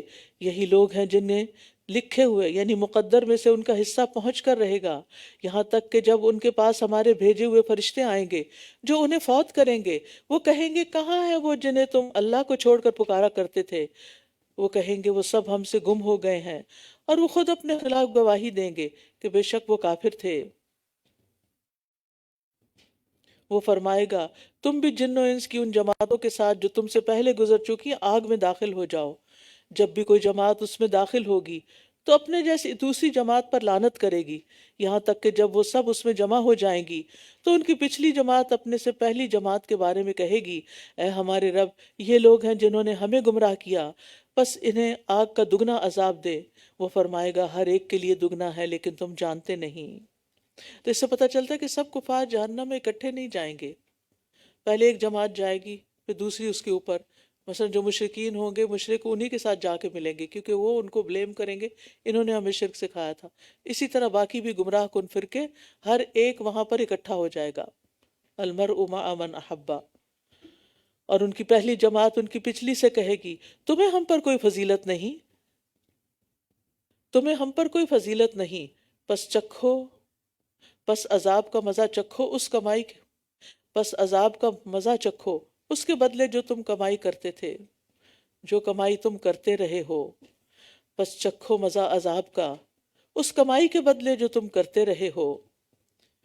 بے شک جن لوگوں نے ہماری آیات کو جھٹلا دیا اور ان سے تکبر کیا، نہ تو ان کے لیے آسمان کے دروازے کھولے جائیں گے اور نہ ہی وہ جنت میں داخل ہو سکیں گے، یہاں تک کہ اونٹ سوئی کے ناکے میں داخل ہو جائے، اور ہم مجرموں کو ایسا ہی بدلہ دیا کرتے ہیں۔ تو اس سے پتہ چلتا ہے کہ آسمان کے دروازے بھی ہیں، اور دروازے نہ کھلنے کا مطلب کیا ہے؟ کہ ان کے اعمال اور دعائیں اوپر جانے کے لیے دروازے نہیں کھلتے، اور مرنے کے بعد جب فرشتے ان کی روحیں اوپر لے کے جاتے ہیں تو وہ بھی نہیں ان کے لیے کھلتے، جبکہ مومن کی روح کے لیے دروازے کھل جاتے ہیں اور اس کو ویلکم کیا جاتا ہے،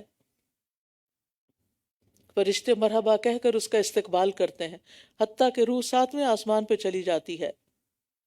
لیکن جب کافر کی روح آسمان تک پہنچتی ہے تو اس کے لیے دروازہ نہیں کھولا جاتا۔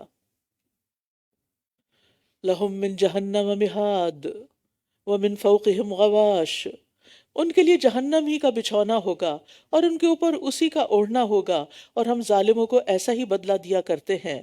اور جو لوگ ایمان لائے اور انہوں نے نیک عمل کیے، ہم کسی جان کو اس کی طاقت سے زیادہ تکلیف نہیں دیتے، یہی لوگ جنت کے ساتھی ہیں، وہ اس میں ہمیشہ رہنے والے ہیں، اور ہم ان کے سینوں سے کینہ نکال لیں گے، ان کے نیچے نہریں بہتی ہوں گی، اور وہ کہیں گے سب تعریفیں اللہ کے لیے ہیں جس نے اس کی طرف ہماری رہنمائی کی، اور ہم ہدایت پانے والے نہ تھے۔ اگر اللہ ہمیں ہدایت نہ دیتا، یقیناً ہمارے رب کے حصول اور ہم ہدایت پانے والے نہ تھے، اگر اللہ ہمیں ہدایت نہ دیتا، یقیناً ہمارے رب کے رسول حق لے کر آئے تھے، اور انہیں پکارا جائے گا کہ یہ ہے وہ جنت جس کے تم وارث بنائے گئے ہو، ان اعمال کے بدلے جو تم کیا کرتے تھے۔ تو اس سے یہ پتہ چلتا ہے کہ اہل جنت کے دل صاف شفاف ہوں گے، کسی